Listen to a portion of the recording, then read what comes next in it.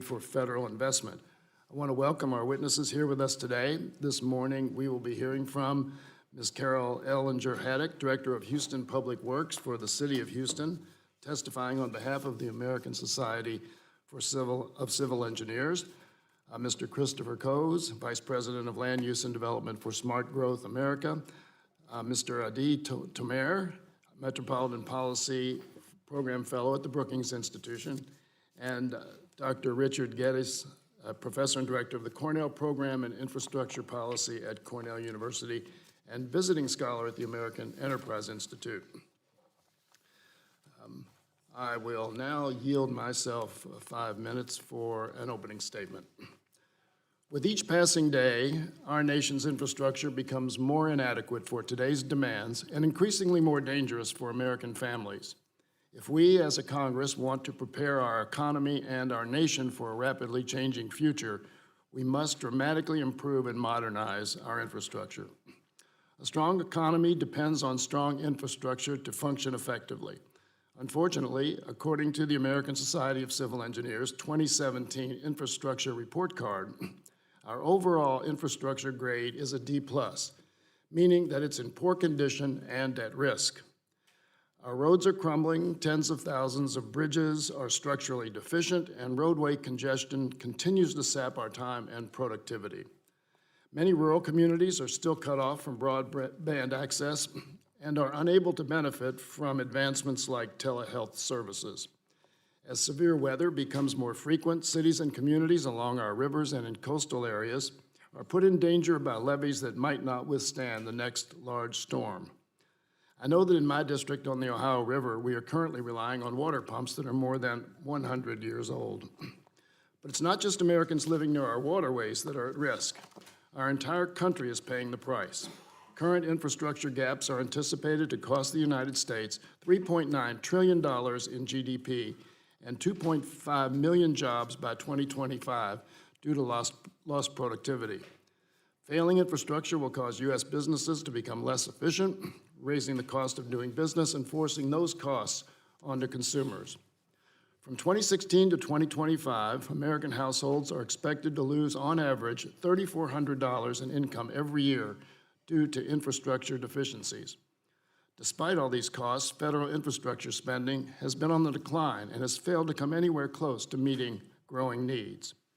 If we want American businesses and workers to succeed, we need to start investing in bold structural changes that will strengthen our economy and prepare us for the future. Instead, we just squandered $1.9 trillion on the Republican tax law that overwhelmingly benefited the wealthy and did nothing to improve our nation's economy or prepare us for the future. If we had invested anywhere close to that amount in our nation's infrastructure instead, the impact would have been transformative. That's because in the short term, every $1 invested in improving our infrastructure systems boosts economic output by $1.50 or more, making it a powerful economic stimulus. In the long term, investing in core infrastructure like transportation, transit, and utilities will boost economic productivity and increase economic growth by simplifying supply chains, lowering shipping costs, and reducing roadway congestion. This growth will not only strengthen our nation's fiscal outlook, it will also spur increases in employment and wages for years to come. Since more than 75% of infrastructure jobs are focused on operations rather than construction, many of these jobs will provide long-term stability for working families across the country. The economic case for investing in infrastructure is clear, but the public health aspect alone should compel us to act. As shocking as it still is, we have water systems that are poisoning our families. Lead pipes in Flint, Michigan created a water crisis that caught national headlines and highlighted a shameful failure of government. But it is not an isolated case. Just look at Newark, New Jersey, Portland, Oregon, Pittsburgh, Pennsylvania, Providence, Rhode Island. All have issues with lead contamination in their drinking water, and they aren't the only ones. How is it that in the wealthiest country in the world, it's easier for a millionaire to get a tax cut than for hundreds of thousands of families to get safe drinking water? Our nation's infrastructure bill is overdue, and it's already costing us our health, our safety, and our economic potential. These are investments that, at one point or another, we will have to make if we care about the well-being of our communities and want to remain competitive in the global marketplace. By investing now, we can modernize our infrastructure and incorporate new technologies and greater resilience into our plans. We can address sustainability and public health needs while growing our economy and creating good jobs. This isn't a should do, it's a must do. So I look forward to hearing from our witnesses on infrastructure's role in a strong economy and how federal investment can provide opportunities for both short and long-term economic growth while preparing our nation for the future. I now yield to the ranking member, Mr. Womack, for his opening statement. I thank the chairman, and thanks to the panel of witnesses that we have today. Chairman Yarmuth, thanks for holding this very important hearing. From the post roads outlined in the text of the Constitution to the development of the Transcontinental Railroad, from the creation of the interstate highway system to the evolution of our electric grid, Americans have continually shown that we are a nation of builders. Infrastructure is part of the core foundation that has created and moved the America we all know. Today, you'd be hard-pressed not to see the overwhelming impact infrastructure has on our lives.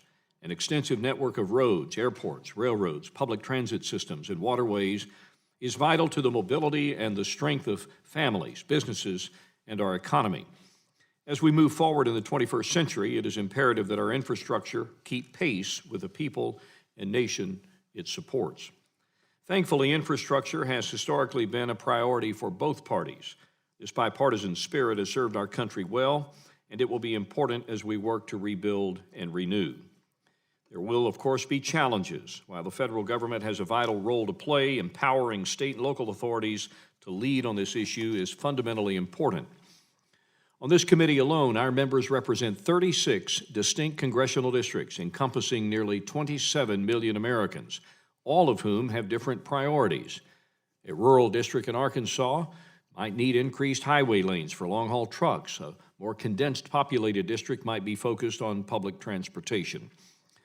This reality is critical for us to recognize as we prioritize scarce federal dollars on the Budget Committee. We have to rethink how we plan, how we fund, and how we build infrastructure.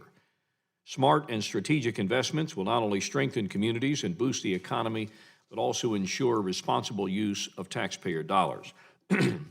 My home state of Arkansas is a leader in innovative approaches to infrastructure, whether it's through partnerships with states such as Missouri to obtain funding to complete the critical Bella Vista bypass, or the communities of Northwest Arkansas pooling resources to create and maintain Northwest Regional Airport, the state's airport of the year, or Governor Hutchinson's highway funding plan. The message is clear: infrastructure cannot be built and maintained without continued state and local investment. But it's not just about funding. Government red tape and burdensome permitting regulations have also throttled progress. In Dr. Geddes' written testimony, he explained that these bureaucratic processes take on average over 5 years to complete, with some of those decisions taking more than 2 decades. While it's important to ensure we protect the environment, we must do so in a way that makes these important projects feasible. We will hear today that a highway project may require 10 different federal agencies considering 16 separate permitting decisions to obtain approval. When I was mayor of Rogers, Arkansas, I wanted to work with partners who understood the needs of my city. That is what Washington should be doing: listening, not mandating. We don't need roadblocks or unnecessary directives. What we need is a federal government that acts as a strategic partner, one that bolsters states' efforts, not hinder them. Infrastructure investment will transform and modernize our systems to support American families, create jobs, make U.S. industry more competitive, all while unleashing economic opportunities. So, Mr. Chairman, I want to thank you again for holding this very important hearing, and I look forward to hearing from our esteemed panel about how we can do just that. And I yield back. I thank the ranking member for his opening statement. In the interest of time, if any other members have opening statements, you may submit those statements in writing for the record. Once again, I'd like to thank our witnesses for being here this morning. The committee has received your written statements, and they will be made part of the formal hearing record. Now you will each have 5 minutes to give your oral remarks. Ms. Haddock, you may begin when you are ready. Good morning. My name is Carol Haddock. Chairman Yarmuth, Ranking Member Womack, and members of the Budget Committee, thank you for inviting me today to participate in this important discussion on the need to invest in our nation's infrastructure. As I said, my name's Carol Haddock, and I currently serve on the Board of Direction of the American Society of Civil Engineers. I am also a licensed professional engineer in the state of Texas. ASCE is the nation's oldest national engineering society and represents over 150,000 civil engineers who serve as the stewards of infrastructure here in the United States and around the globe. In my professional life, I serve as the director of Houston Public Works, a department that is responsible for Houston's public streets, drainage, water, wastewater infrastructure for over 2.3 million Houstonians. In Houston, we are still in recovery from Hurricane Harvey and already facing more challenges from the recent weather events, including severe flood damage just this last week. In 3 days, remnants of Tropical Storm Imelda dumped more than 30 inches of rain in the greater Houston area, making it our most significant storm since Harvey. We are flood weary. We have faced 4 500-year flood events in the past 4 years alone. Our already vulnerable infrastructure simply can't bounce back without major reinvestment. While state and local governments have certainly stepped up to the challenge, I will start by stating that there is indeed a federal government vital role to play in developing and funding a comprehensive solution. Our founding fathers recognized that for reliable interstate commerce, you need reliable infrastructure. Every 4 years since 1998, ASCE has evaluated our nation's infrastructure to provide a comprehensive look at current conditions across 16 categories and assess if we are prepared for the future. We assign letter grades just like you received in school. In our 2017 infrastructure report card, our nation's cumulative grade was a D+. It's not a grade I'd be proud of. Decades ago, even centuries in some cases, we laid the groundwork for our complex system of roads, bridges, water systems, and electrical grids that connect and power our communities. And just like the roof on our home, when you neglect to maintain it for a while, our systems are showing real wear and tear. They've sprung leaks, worn down, and they've become less reliable. It's been clear to the engineering community, and it's becoming even more clear to the greater public, that the U.S. has only been paying about half of its infrastructure bill.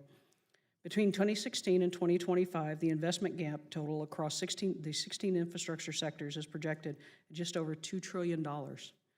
Failing to close that gap risks rising costs, failing business productivity, decreased GDP, lost jobs, and ultimately reduced disposable income for every American family.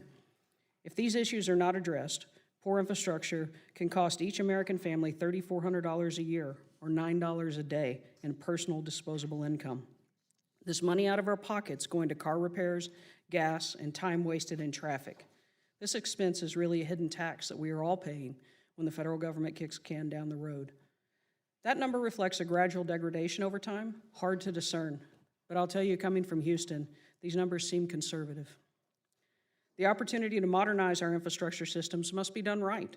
We must prepare for the future by utilizing new approaches, materials, and technologies to ensure that our infrastructure is more resilient and sustainable, to extend the life of our existing infrastructure when possible, to expedite repairs or replacement, and to promote cost savings.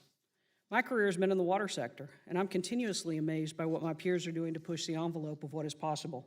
New methods and technologies allow plants to treat more wastewater, often discharging a cleaner product back to the environment, turn waste into energy, and help communities to better manage precious water supplies through reuse. It's an exciting time to bring our infrastructure into the 21st century if we finally give it the attention and funding it deserves. However, if we are to achieve lasting progress, the federal government must provide that critical leadership to increase investment from all levels of government and the private sector. To address these needs, our infrastructure investment must increase from the current 2.5% to 3.5% of the GDP by 2025. To get the most return on our investments, ASCE believes that project costs must be considered over the entire lifespan, not just design and construction, but especially operations and maintenance. We also believe that federal investment should not replace, but rather leverage state, local, and private infrastructure investments. We must ensure that infrastructure owners and operators charge, and that Americans are willing to pay rates and fees that reflect the true cost of using, maintaining, and modernizing all infrastructure, including our water, wastewater, transportation, and energy. At a minimum, this Congress must address these federal infrastructure priorities. Fix the Highway Trust Fund. The federal government has always been a leader in strengthening our surface transportation network. ASCE is on record as supporting a 25-cent increase in motor fuel tax. In addition to fixing the Highway Trust Fund, we face a looming crisis with the FAST Act rescission. A $7.6 billion annual reduction will impact all 50 states if nothing is done. Other things Congress must address this year are eliminate the cap on the passenger facility charge at airports and ensure that all funds in the Harbor Maintenance Trust Fund are used for their intended purpose. Currently, there are $9 billion in unappropriated funds. ASC thanks the committee for holding this hearing on a topic that affects the quality of life, economic prosperity, and livelihood of every American. I look forward to answering your questions. I thank you for your testimony, and now recognize Mr. Coase for 5 minutes. Good morning, Chairman Yarmouth, Ranking Member Womack, and members of this committee. Thank you for the opportunity to testify today on the need for federal investment in infrastructure to create communities of the future. I am Christopher Coase, Vice President at SmartGrowth America, where I work with over 300 real estate development and investors across the country who are investing in American cities and small towns today. America's crumbling infrastructure is hurting our economy, our environment, and our quality of life. The need for federal infrastructure investment has never been greater. However, how we invest is more important than our level of investment. Currently, our land use and transportation policies has promoted subsidized sprawl, which has become too expensive and unsustainable at a time when we must be focusing on rehabbing and fixing the current system to meet the new challenges of the 21st century. According to a recent 2019 SmartGrowth report, office, retail, and multifamily built in walkable communities have achieved over 75% price premiums over their non-walkable competitors. Whether it's in Louisville, Kentucky, West Jefferson, North Carolina, or within the Boston Metro, we're constantly seeing communities take the lead and embracing a smarter investment strategy in walkable, pedestrian-friendly, and sometimes transit-oriented investments to achieve higher economic and social returns. While investments in transportation and mobility options are critical, unfortunately, it's not sufficient. In SGA's core values, why American companies are moving downtown, we have learned that Fortune 500 companies, startups, manufacturers are moving to communities that have a great quality of life for their employees. This includes transportation options, but employees are also attracted to places and locations with vibrant neighborhoods that feature affordable housing options, restaurants, nightlife, and other amenities that really require a walking distance or a short drive. Unfortunately, there is a widening gap between American cities and small towns that have the right infrastructure mix, the right housing mix and amenities, and those that do not. When identifying areas ripe for Opportunity Fund investments, we discovered that only 2% of all the Opportunity Zones met the market demand for walkable places and locations that have reliable access to job markets. This means over 20 million Americans living in Opportunity Zones today for the last several decades have been forced to spend more than half of their household income on housing and transportation, thus limiting their ability to save, invest in themselves, or support local businesses, which is what we do in real estate. Thinking about housing and transportation together reflects how people actually live, and it is critical to understand the enormous upfront infrastructure cost barrier to neighborhood revitalization and attracting new private investment in our communities today. Now is the time for federal investment in holistic neighborhood retrofit policies that encourages greater private investment in infrastructure, that promotes mixed-use development, and encourages mixed income and affordable housing when possible. This is why Locust is working with several members of the House Ways and Means Committee to create new incentives to support neighborhood rehab projects that include public infrastructure costs beyond those associated with specific buildings while rewarding those projects that include attainable housing.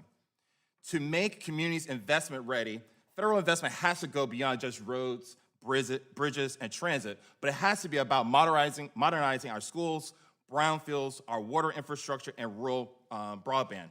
Additionally, as climate change intensifies, federal investments must ensure our communities are more effective in being economic and physically resilient and maintaining mitigation to those effects. Lastly, federal infrastructure investment should be based on a national vision that in America, no matter where you live or who you are, you can enjoy living in a place that is healthy, prosperous, and resilient. This vision will require new lines of and new forms of partnerships between the federal government, the private sector, in order to also shift the current infrastructure paradigm focused on a handout to a way out. If we do this, I believe we can help communities become more vibrant and resilient while ensuring future investments address and not exacerbate the historic inequities that we find in rural America, communities of color, and low-wealth communities.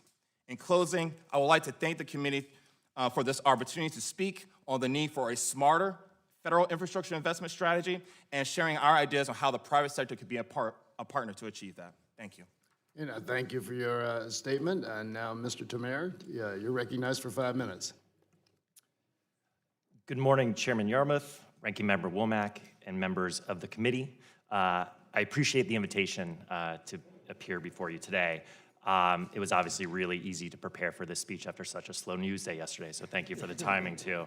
I want to thank you for tackling such an essential topic, the future of American infrastructure and the federal policy frameworks that manage and invest in those networks. I want to spend my time this morning focusing on some of the broader themes that are in my written testimony. The past few years have been a really dynamic time for the topic of infrastructure reform. Seemingly all at once in major newspapers that don't normally cover the topic, we're hearing a growing consensus about the need to support infrastructure modernization through congressional action. That's a really positive development. Infrastructure is an essential enabler of economic growth, whether serving as a platform for industrial innovation, fostering social opportunity, or protecting the natural environment. Simply put, effective infrastructure policies drive national success. And with these calls for infrastructure reform, Congress gets a truly once-in-a-generation opportunity to physically shape the future of our country.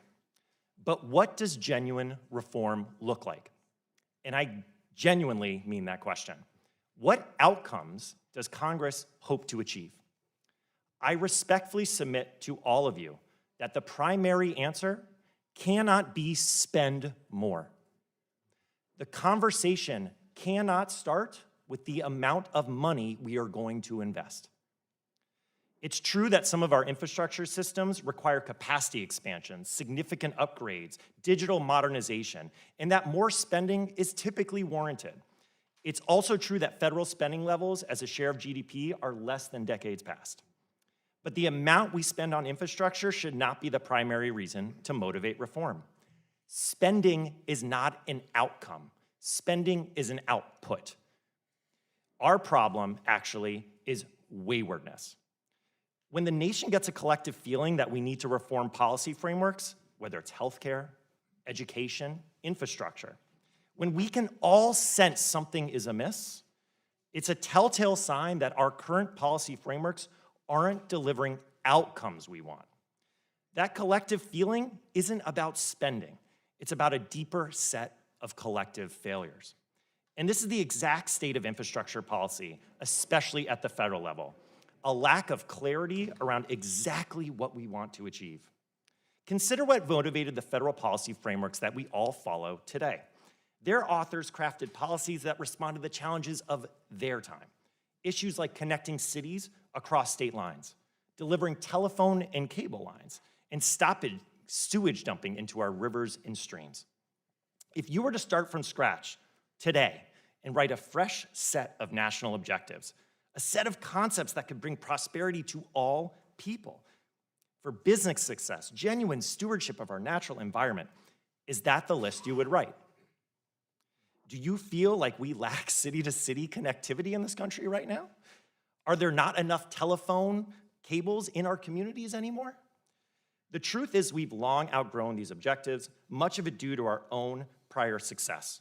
The federal government and their public and private partners built out the networks we dreamed up on paper. But today, we have new challenges, ones just as serious as our predecessors. Income and wealth inequality have skyrocketed to levels we haven't seen since the Gilded Age. Digitalization is rapidly reshaping entire industries in the regions where businesses call home. The climate is undergoing changes we cannot afford financially to ignore. And finally, local fiscal capacity is stressed in the face of regional economic divergence. I respectfully submit that our conversation should start here, with a frank debate about the outcomes we want to achieve. Congress and your partners and the general public have a truly special opportunity. We can define these new outcomes, a new set of goals, and reorient our policies to achieve them. I recognize this is not easy work. Current legislation is just sitting there, staring all of us in the face, and the shortest path is to edit it along the margins. From a political perspective, that's a sensible move. But it will not directly attack those same challenges, nor will it magically bring new outcomes to the fore. For that, we have to be open-minded and consider entirely new approaches. So what do I mean? Here's just a few short examples. If transportation is steadily damaging our climate more each year, if the loss of open land is leading to longer commute times and higher infrastructure bills, is it time for the federal government to seek a more hands-on approach to land use policy? If inequality is a sizable issue and people cannot even afford basic services, should we develop an affordability lens to how we structure infrastructure policy? If economic competitiveness is lagging, if we want more entrepreneurialism and well-prepared workers, and we're not leveraging all the data that's out there, should we enact a robust digitalization program? Developing and building consensus around clear outcomes can serve as a jumpstart to the reform conversations we all want to have. But this all starts with a fresh perspective. If we want to maximize value from the infrastructure networks we've already built and strategically prioritize the networks we will build in the future, we need to escape the path dependencies we've built for ourselves and adopt a new set of economic, social, environmental goals. Thank you for your time today. Thank you very much for your statement. And now, Dr. Geddes, you are recognized for 5 minutes. Thank you. Chairman Yarmuth, Ranking Member Womack, and distinguished members of the committee, thank you very much for the opportunity to appear today before the committee on the topic of America's infrastructure. My name is Rick Geddes. I'm a professor in the Department of Policy Analysis and Management at Cornell and founding director of the Cornell Program in Infrastructure Policy. I'm also a visiting scholar at the American Enterprise Institute. I want to make several key points during my oral remarks. First, the United States faces severe challenges in the funding, financing, and permitting of its heavy civil and social infrastructure. Although funding and financing of infrastructure are related, they are conceptually distinct. The main challenge the United States faces today is inadequate funding of infrastructure, which refers to the underlying dollars needed to pay for it. Declining revenue from the federal gas and diesel tax is devolving responsibility for funding to state and local governments by default. Second, the United States can adopt innovative approaches used successfully in many other countries to help state and local governments fund and finance their infrastructure. Those include encouraging more private involvement through public-private partnerships, encouraging greater funding on their own through value capture, and creating an asset recycling program. Finally, I urge Congress to address the exceedingly long time periods required to get projects permitted in the United States. Regarding funding for infrastructure, taxes on gas and diesel fuel, which provided a reliable funding source for decades, are now under stress. They are typically not indexed to inflation at the state or federal level, and they generate less revenue as drivers shift into more fuel-efficient vehicles, and some vehicles that don't use fossil fuels at all. That is putting a strain on state transportation budgets at a time when infrastructure is aging and in need of expensive repairs and upgrades. I suggest several key reforms to help state and local asset owners operate and maintain the nation's infrastructure. The first is to encourage state and locals to engage in value capture. Value capture is the concept that infrastructure assets that have been maintained in the same way for decades can generate more value through innovative approaches to management and release enormous latent value in those assets. One simple example is to move the location of salt sheds along highways that may have been in the same place for decades. The value of that real estate that the sheds are on may have gone up over time. You could move the shed to a lower valued parcel and then lease or sell the real estate that the shed was on before. That's one example. Another example, which requires federal action, is to allow states to develop interstate highway rest stops. Section 111 of Title 23 of the United States Code prohibits states from including shops and restaurants and other commercial activity at hundreds of highway rest stops, which is a restriction going back to the 1950s. If states had the option of developing those rest stops, they could concession out the food, concession out shops, and they could gain new funding for infrastructure via those concession fees. The question is how to incentivize such value capture through a comprehensive program. I here suggest Congress follow the successful example of Australia, which created an asset recycling program a number of years ago. Under this program, the federal government of Australia gave state and local asset owners a bonus, 15% in the Australian case, for every dollar they raised via value capture in the program. Critically, the program is called asset recycling because the newly raised funds from the program are always plowed back into the infrastructure owned by that same jurisdiction. That is, they don't go into some other use. In Australia, each dollar spent in the 15% bonus generated roughly 5 times that amount in funds released due to new value created by the program. I also recommend a set of reforms to encourage greater state and local use of public-private partnerships, or PPPs. PPPs can leverage private capital, expertise, and other benefits that help scarce transportation and infrastructure dollars go as far as possible. Many other countries, including Canada, Spain, France, and Australia, are decades ahead of the United States in PPP use. There are several key reforms that would help incentivize PPP use in the United States. First, lift or eliminate the current $15 billion cap on private activity bonds, or PABs, which level the cost of capital playing field between the private sector capital and the public sector capital. Second, private activity bonds should be approved for use on all public purpose infrastructure, including water projects, energy projects, and not just transportation projects. Third, Congress should encourage the creation of state and regional PPP units. PPP units are quasi-governmental entities that help state and local governments complete PPPs that are in the public interest. I'll just close out by saying that infrastructure delivery at all levels is hurt by very slow environmental permitting. I believe that that permitting process could be assisted through the one federal decision concept, which would create a lead agency in the permitting process, set a target of 2 years, and the permitting would go through the agencies concurrently and not sequentially in order to expedite that process. Thank you, Mr. Chairman. Thank you for your testimony. Now we will begin the question and answer section of the hearing. The ranking member and I will defer our questions to the end, so I now recognize the gentleman from Massachusetts, Mr. Moulton, for 5 minutes.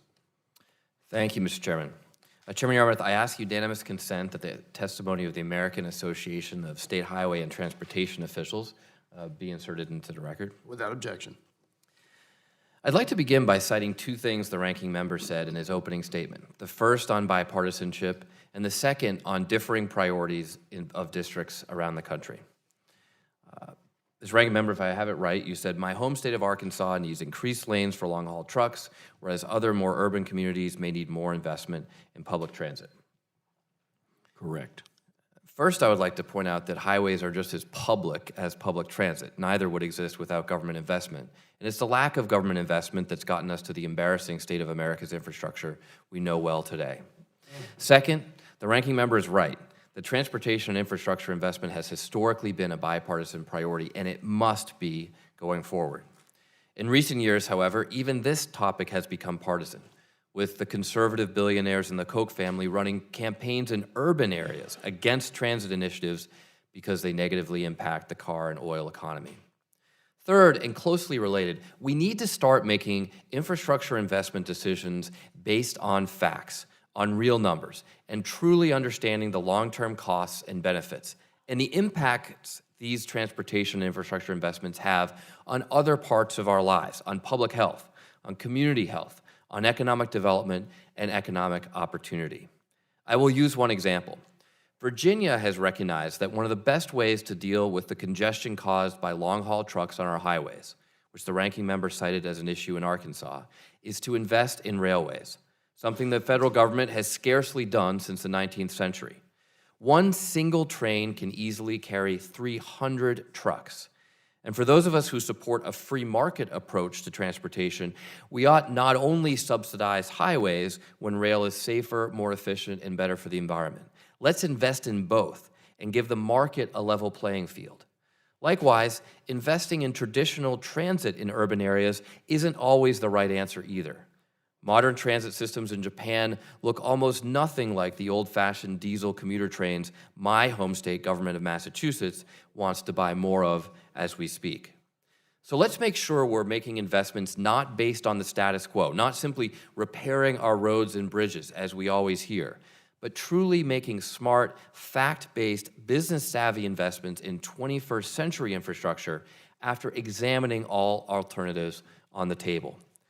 Little Rock is 2.5 hours from Chicago in all weather with no delays and a nearly perfect safety record by high-speed rail at Chinese speeds, which is something that every developed country in the world is investing in except the United States. So let's have a fresh perspective, as Mr. Tomer said, and have a broader conversation. Mr. Coase, I'd like to begin with you. Earlier this year, I worked with Professor Linda Bilmes from Harvard Kennedy School to examine the budgetary and non-budgetary costs of the road economy. She found that in Massachusetts, direct budgetary spending on roads is nearly $6 billion per year, and indirect annual costs, including accidents, congestion, carbon emissions, pollution, and injuries, total approximately $20 billion. Now, this does not include the full economic costs of the road economy, which are estimated about $150 billion more. Mr. Coase, how can we improve funding decisions to examine the full impact of different modes of transportation? Great question, Congressman. There are a number of strategies we would recommend that at the federal level, but particularly at the state level, working with MBTA, also with some of your local partners.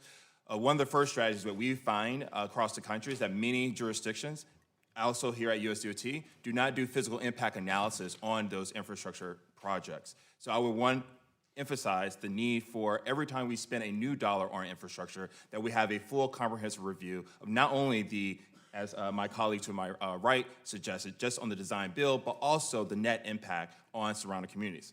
One of the second elements I would say is something we've been doing for a number of communities across the country is scenario planning. As we're thinking about new infrastructure investments, we actually provide a connection between the transportation investment and the land use and the wholesale impact.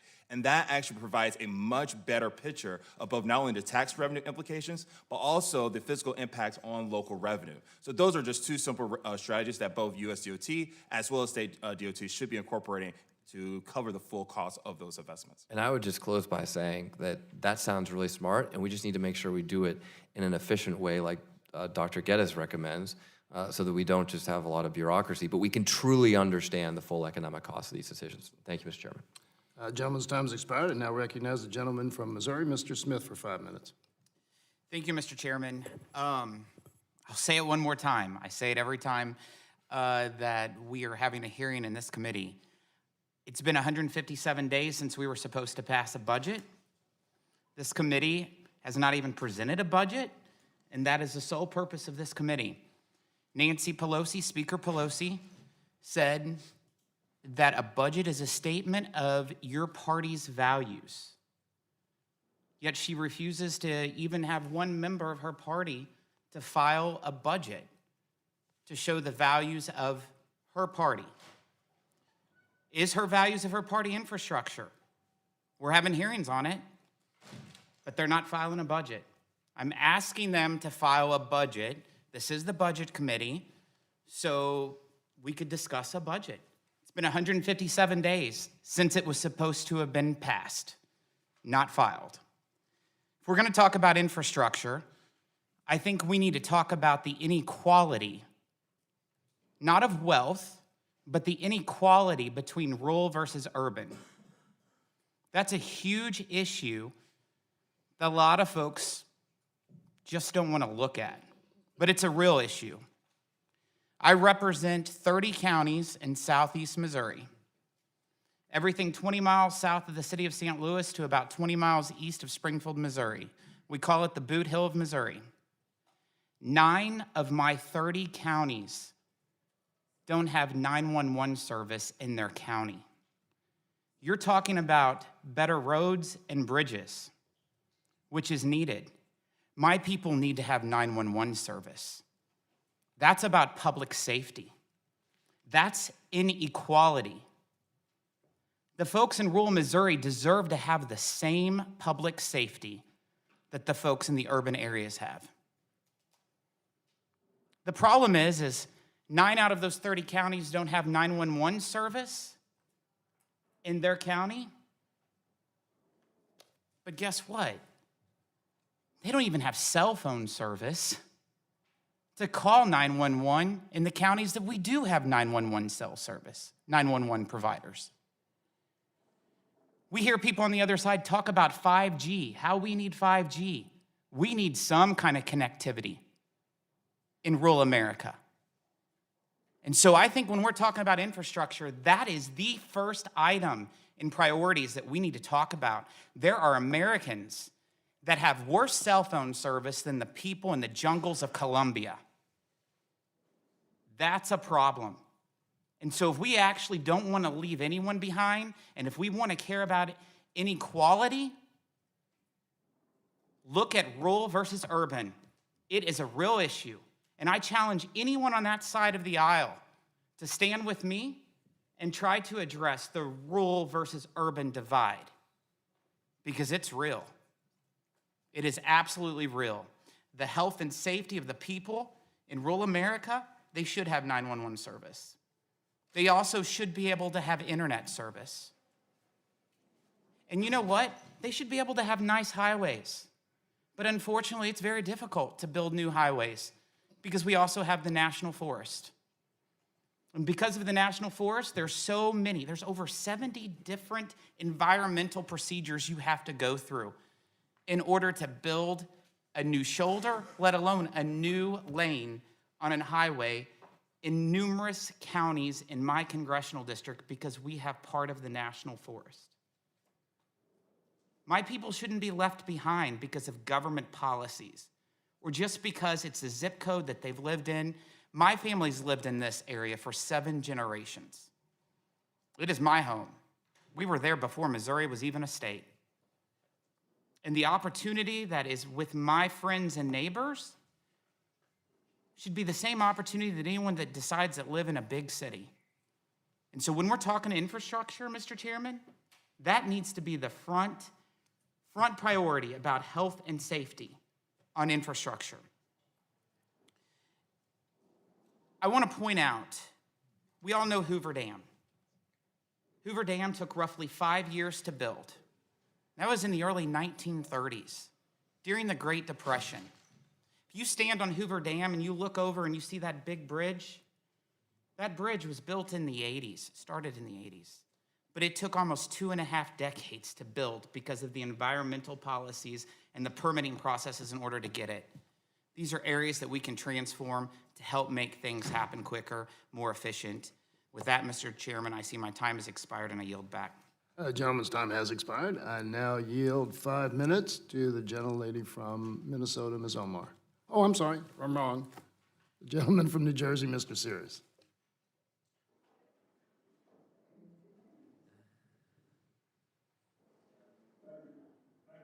Thank you, Mr. Chairman. Well, I come from a very different district than my colleague. Just to give you an idea, I come from a town that is 1 square mile and it's got 53,000 people in it. And the town next to it is 1.5 square mile, it's got about 70,000. And then there's Hoboken, New Jersey, which is a 1 square mile, which is another 53,000 people. Our priority is obviously moving people. We have a very old infrastructure. Many people in that district go to where the jobs are, which is New York. We have every form of transportation you can think of. And the latest one is those little scooters that go around all over Hoboken. Okay, so we have every kind of infrastructure. And the infrastructure is very old. And obviously, states have to contribute to fixing the infrastructure. But there has to be an assistance to those states. New Jersey just raised the gas tax to 41 cents above what it was because the Transportation Trust Fund was being depleted from poor management and people tapping into the Transportation Trust Fund. So any kind of money that is ever put on gas has to be a dedicated fund and only be used for transportation. It cannot be a piggy bank where people can go in there in any of the states or even the federal and try to take money out of it. I've been fighting for the Gateway Tunnel, which is a big project in my district. I also been fighting for the Portal Bridge. The Portal Bridge in my district is 110 years old. It is the lifeline of the Northeast Corridor. It's 110 years old, and when you open it, sometimes it doesn't lock properly, and they have to use a sledgehammer to put it together. New Jersey has committed $600 million to fixing this. It cannot do it all alone. So, Mr. Thomas, when you say that money is not everything, it has to stop. I'm wondering, do we freeze the money and rethink everything? I mean, states just can't do these things by themselves. And mind you, the Gateway Tunnel and the Portal Bridge, we are in a region that generates 20% of the GDP of this country. And it's a region that sends money to Washington year in and year out. We're not one of these, well, I don't want to say what my friend calls them, but we do generate a lot of money. So when you talk about freezing the money, we don't need any more money, I can't agree with you. I mean, in Houston, obviously what they went through, they need help. And even though Texas is a rich state, I get it, but they generate also money that comes to Washington. So some of the money has to get back. And believe me, I've been in state government, and and I know about regulations. I know about governments that it's impossible to work with. It took me months just to get a bus stop put in across the street from where I live, because New Jersey Transit wasn't moving fast enough. So I do get that we have to reform and speed up our permitting. But I just cannot agree with you, Mr. Thomas, that we don't need more money. We definitely need the assistance of the federal government. I think in New Jersey, it's not just the turnpike. I hate to bring that out to everybody. We're not just the turnpike. But the turnpike is getting very expensive, and 35% of the traffic on the turnpike comes from out of state. So when they increase the tolls, I don't mind too much, because a lot of the people do contribute to it. But it's just states are just being overburdened with the infrastructure being so old, and they need assistance. It's not that, that we just want to throw money at these projects. We need the federal government to step in and assist so people can continue, or these regions can continue to send money to the federal government here. Because when you generate 20% of the GDP of this country in a region, I think they deserve a second look when they have an infrastructure project that they need help on. So I was going to ask you a question, but I talked too much. Thank you. Gentleman's time has expired. I now recognize the gentleman from Ohio, Mr. Johnson, for 5 minutes. Thank you, Mr. Chairman, and thanks to all the witnesses for being here today. From that little mule farm I was born and raised on to my 27 years in the Air Force and as a small business owner and then my work in corporate America, here's what I learned. No matter what the system is, whether it's the human system that we walk around in every day, our bodies, a transportation network, an IT system, an automobile, about 75% of the life cycle costs from cradle to grave of a system is in operations and maintenance. It's easy to put those systems in place. It's much, much harder to keep them up. And so there is no question that improving our nation's infrastructure will lead to greater economic growth and the development of rural America. And Congress has a responsibility to provide the states certainty so that they can build and maintain infrastructure that our communities need. Rather than kick the can down the road again, Congress should work together across the aisle collectively in a bipartisan way to find a permanent, sustainable solution for the Highway Trust Fund. And we got to do it in a way that doesn't put the burden on those that are the most needy. Look at rural America.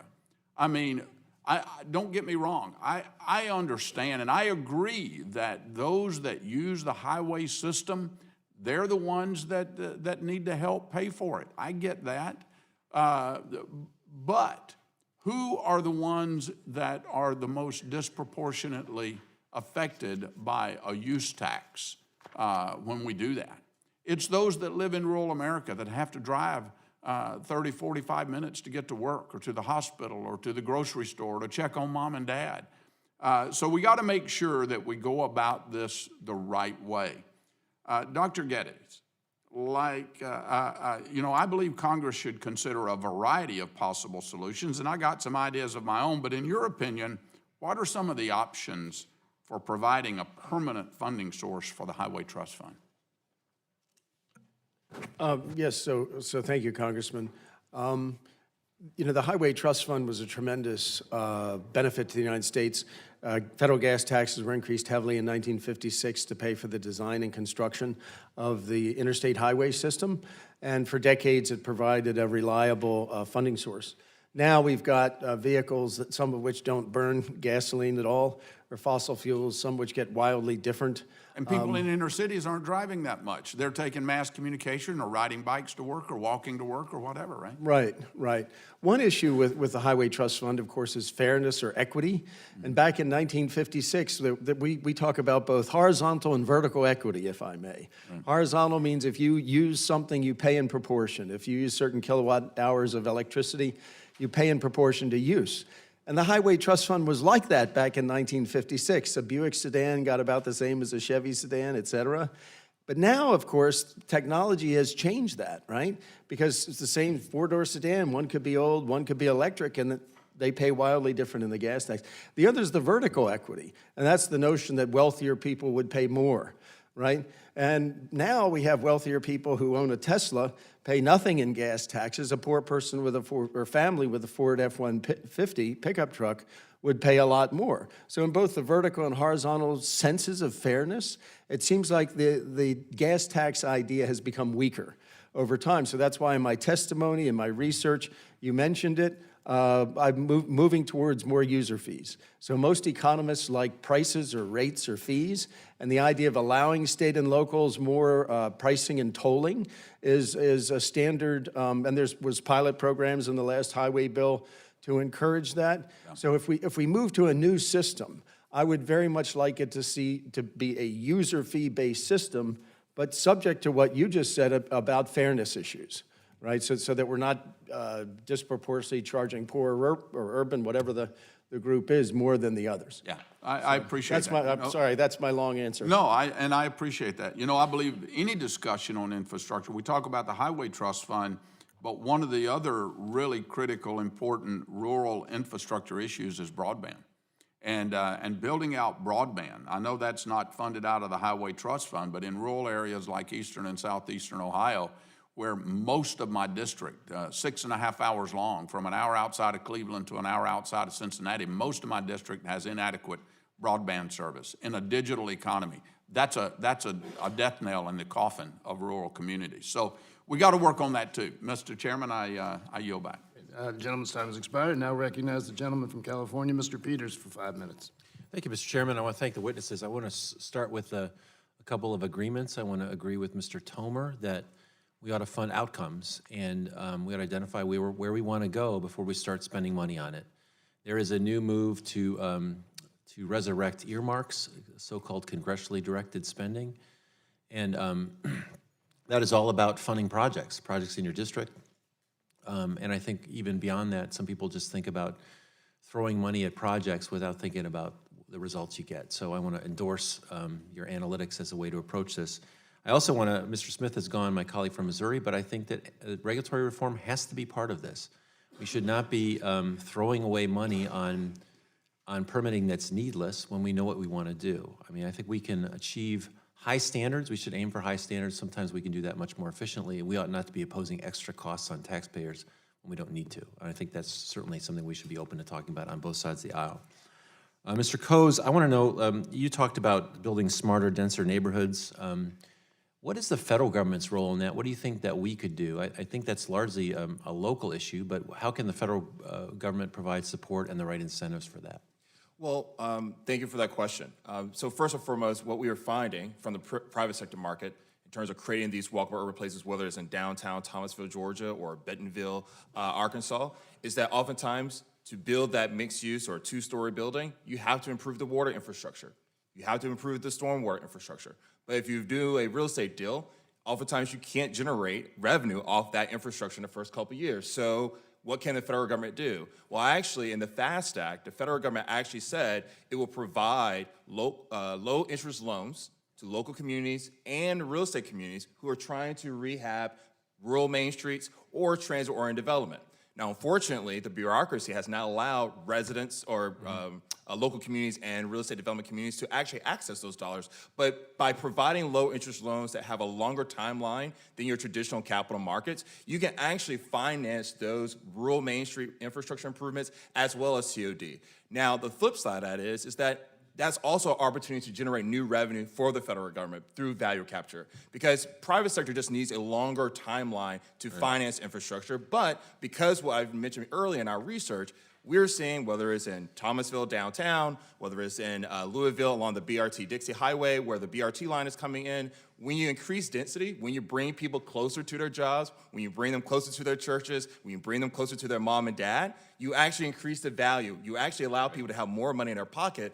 As a real estate developer, that means we can charge more rents, the land values go up, and guess what? If the federal government was actually a real partner, you can actually take some of those resources and reinvest it back in infrastructure across the country. Right. And right now, we're missing a real partner. So I agree with that. I think that makes sense. I think the thing that we should do, this is consistent with the bill I've introduced called Build More Housing Near Transit Act. I don't know if you're familiar with it, but the idea is that the federal government should ask communities in which we invest, what are you going to do to make sure that there's ridership on this investment that we're providing for you? And that supports the idea of building communities closer in, not reproducing, but rather repairing infrastructure that's existing. And I think we should do the same thing with things like investments in what are quintessentially local things like water and sewer. If we're going to help, we have to expect back results that help us on the budget side and help us achieve our objectives. I also wanted to say that I don't think it's all about money. I think it's naive to think that there's not a lot of money involved. And I want to just note that the Committee for a Responsible Federal Budget estimates that spending $1 trillion on infrastructure, if it's debt financed, would actually shrink GDP in the long term because of the effect of debt. We have gone too long in this room and in this building without talking about how to pay for stuff. We had a tax cut that was tremendously irresponsible. But I think over the last few years, the notion of paying for things has kind of gone out of fashion to our detriment, and I think that's wrong. I wanted to ask Mr. Geddes about what you thought along the lines of a vehicle miles traveled fee. Is that, from an economist perspective, is that the right way to pay for things, given things like the Tesla? Yeah, thank you, Congressman. Absolutely. So there's a long literature going back decades on VMTs. Out west, they call them RUCs, road usage. There's different names. Road usage charges. There's also mileage-based user fees, MBUF. And the state of Oregon, as we know, has been an absolute leader in implementing and moving, notably, instead of the state gas tax, not in addition to, instead of the state gas tax, they are charging a per mile fee.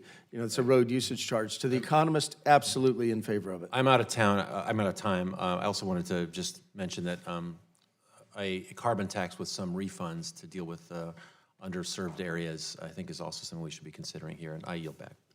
Gentleman's time has expired. Now recognize the gentleman from Texas, Mr. Roy, for 5 minutes. Thank the chairman. Thank all the witnesses for taking your time out of your busy schedules to be here and to address this body. I'm particularly grateful to see Ms. Haddock here from my home state of Texas. Thank you for making that trip. I too want to echo my colleague from Missouri's comments about the fact that we are sitting here and have not passed a budget. This is the Budget Committee, and it would seem that that would be the basic duty of our committee to do and for the body to pass a budget. So I would think we should try to get back and focus on that. But I'd also point out that as we sit here, and we've been here about an hour, I don't know, maybe we'll be here another hour, we're racking up $100 million of debt per hour in this country. So while we've been sitting here, there's another $100 million of debt racked up. Next hour, another $100 million of debt. And we just keep ticking along, acting like nothing's going on. Just moving along from impeachment inquiry to press conference to who knows what will be taking up the time of this august body today, besides dealing with the fact that another $100 million of debt has been racked up in an hour. Now, one of my colleagues has suggested, of course, that the significant culprit of this reality is the tax cut 2 years ago. Apparently, in December of 2017, we were running a surplus. Apparently, the tax cuts that were put in place in December of 17 are driving the deficits to epic proportions. Because, I don't know, $1 trillion a year in deficit spending apparently can be made up by $100 billion of increased revenue on the back of a tax cut change in policy. And it just strikes me as surreal that we continue to get in this infinite do loop about talking about a tax cut, which is put in place to create economic growth and to put more money in the pockets of those that create jobs. And we can have a robust debate about what the right tax rates could be. But don't pretend that we didn't have a massive deficit in December of 17 and that we're going to solve it by throwing a higher tax rate in place, whether it's for businesses or individuals. We're here to talk about transportation instead of those larger issues, but they're all germane. From my standpoint on transportation representing Texas, and Texas 21 in particular, the I-35 corridor between San Antonio and Austin, Texas is, shall we say, busting at the seams and is going to continue to get worse. And we've got a real problem we're going to have to address there in Central Texas, right? It's massive growth between Austin and San Antonio. We've got 1,000 people a day moving to the great state of Texas, often seeking refuge from other states that are maybe not quite as prolific in terms of economic growth and have higher regulatory climates. I see it every day. A woman came up to me the other day at an event in my district saying, well, I've got no other place to move to, and I just moved here from California. Can you please keep Texas strong? I said, well, every time I go to Washington, I'm trying to keep Texas strong. And I guess one of my questions I would have for you, Mr. Geddes, is there a federal law that prohibits states from being able to do whatever those states want to do for their own infrastructure? I mean, 3/4 of infrastructure spending is state and local. Is that right? Give or take? Right, I think that number is roughly correct, might be closer to 80, but Okay. I have to go. Right. But your first point, Congressman, is very, very salient. There's a lot of restrictions going back to the 50s and 60s on how states can use the interstate highway system. I just pointed out one in my testimony, which is one of my favorites, which is Section 111 of Title 23, which restricts the development of highway rest stops. And that's why you drive into a rest stop on a dark night, and it may have bathrooms, a few maps, and some vending machines, and that's it. From an economist perspective, that's an enormously valuable asset that the state cannot develop because of this old law. And states have asked for permission, I believe, for that to be relaxed, so that they can, and that's a prime example of value capture that some of us, you can concession out the restaurants, et cetera. And there's other examples I could give. Well, thank you for that. Sorry we have such a short time. But and another question here that I think is really important. Some states are donor states, some states are not, right? Is Texas a donor state? I believe it's a donor. Texas is a donor Pretty sure. state. Texas is Texas a is a donor donor. state. For gas tax I know dollars New York is a donor. to the My tune of state's a about donor. $200 million a Yep. year, upwards of $1 billion, depending on how you factor in the total backfill that's coming in from general revenue. Right. I would also note that we're spending about $500 million a year to secure the border of the United States and Texas because this body fails to secure the border. I'm just pointing out that there's a lot that needs to be done, but I'm just looking at Texas and saying we'd like to get our money back. Thanks. The gentleman's time has expired, and now I recognize the gentlewoman from Minnesota, Ms. Omar, for 5 minutes. Thank you, Chairman and Ranking Member. Thank you all for coming to chat with us today. America has a long history of building some of the most impressive infrastructure systems in the world, and investing in these vital networks is part of what makes this country exceptional. But unfortunately, we're falling behind and have been for several years. Since 2010, China has spent roughly 8% of its GDP on infrastructure, and on average, European countries spend equivalent of 5% of their GDP. But here in the United States, we're only investing about 2.4%.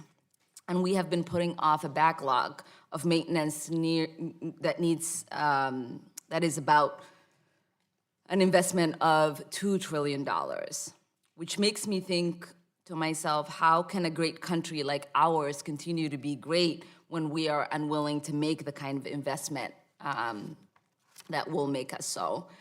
So, Mr. Kismet, in your expert opinion, do you feel like the United States has kept in, Mr. Tomer? Do you think that the United States has kept in pace with other developed nations when it comes to this investment stream? Yeah, thank you for the question, Representative Omar. And I'm glad you asked, because also to correct the record from Congressman Siri's comment in my direction, I do believe we need to spend more. I do not believe we are keeping up with our developed and frankly even developing or emerging economy peers as well.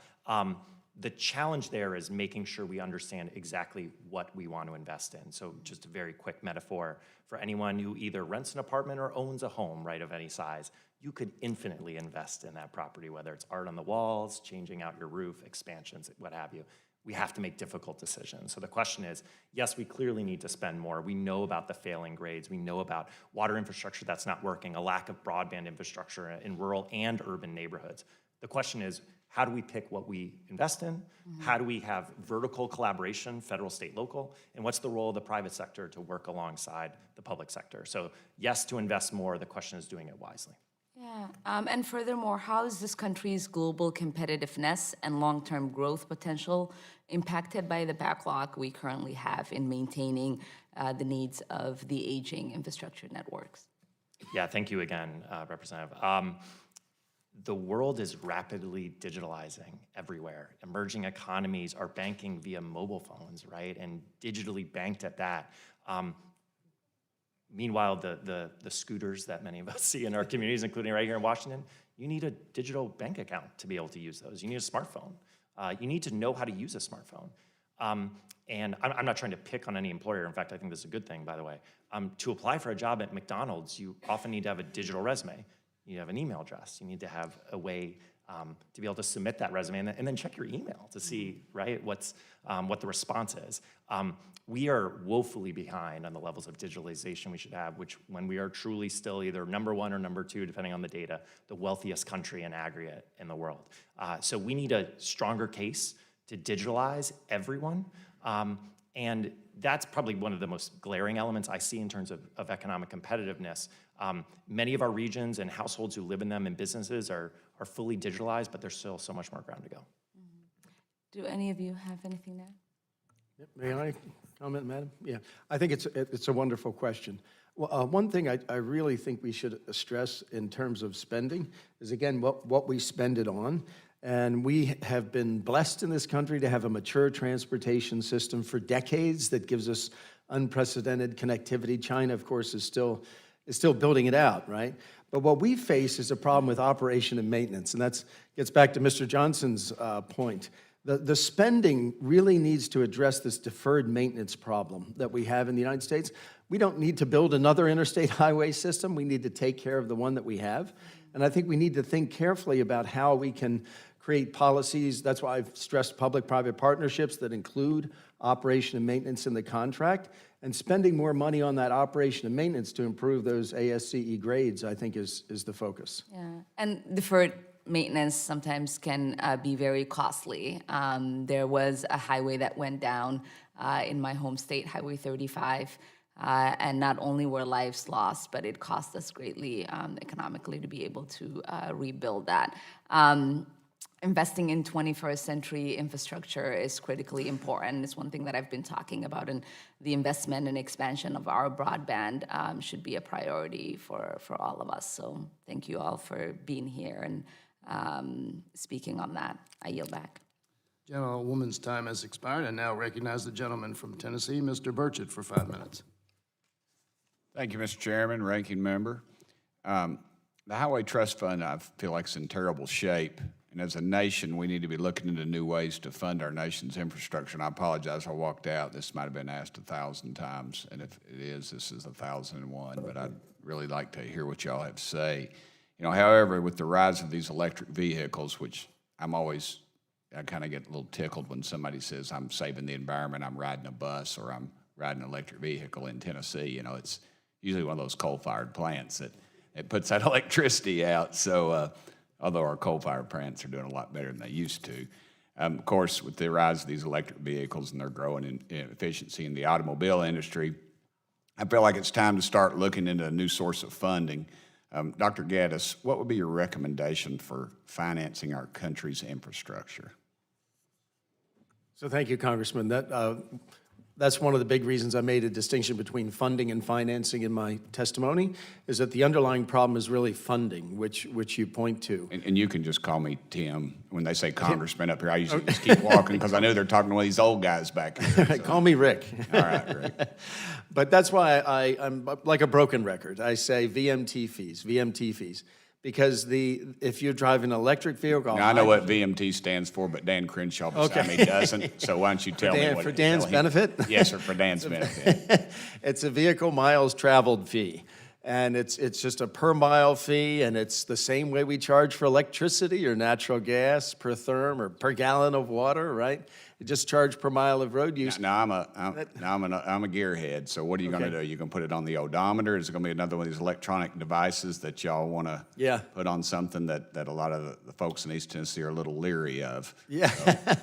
I've got you. So this is why the state of Oregon is a state we always look to, because they've been 3 pilot projects over a decade to address exactly those questions.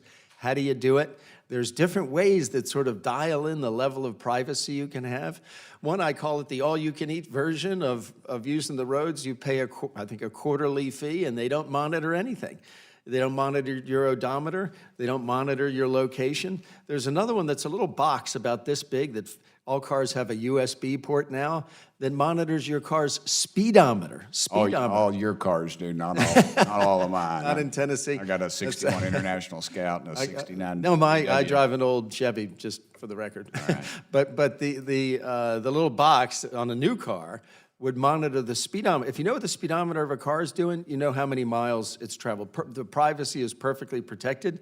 For maybe younger people who don't seem to care about privacy at all, you can use a gizmo like this, and it gets down to the sub-meter level where your car is, and you can charge based on those movements. And that's maybe the lowest cost per mile, but it's the least private in some sense. So really states, and California is looking very serious at this. Minnesota's looking very seriously at this road usage charge or vehicle miles traveled. What it does, it divorces the use of the road from the fuel the vehicle uses.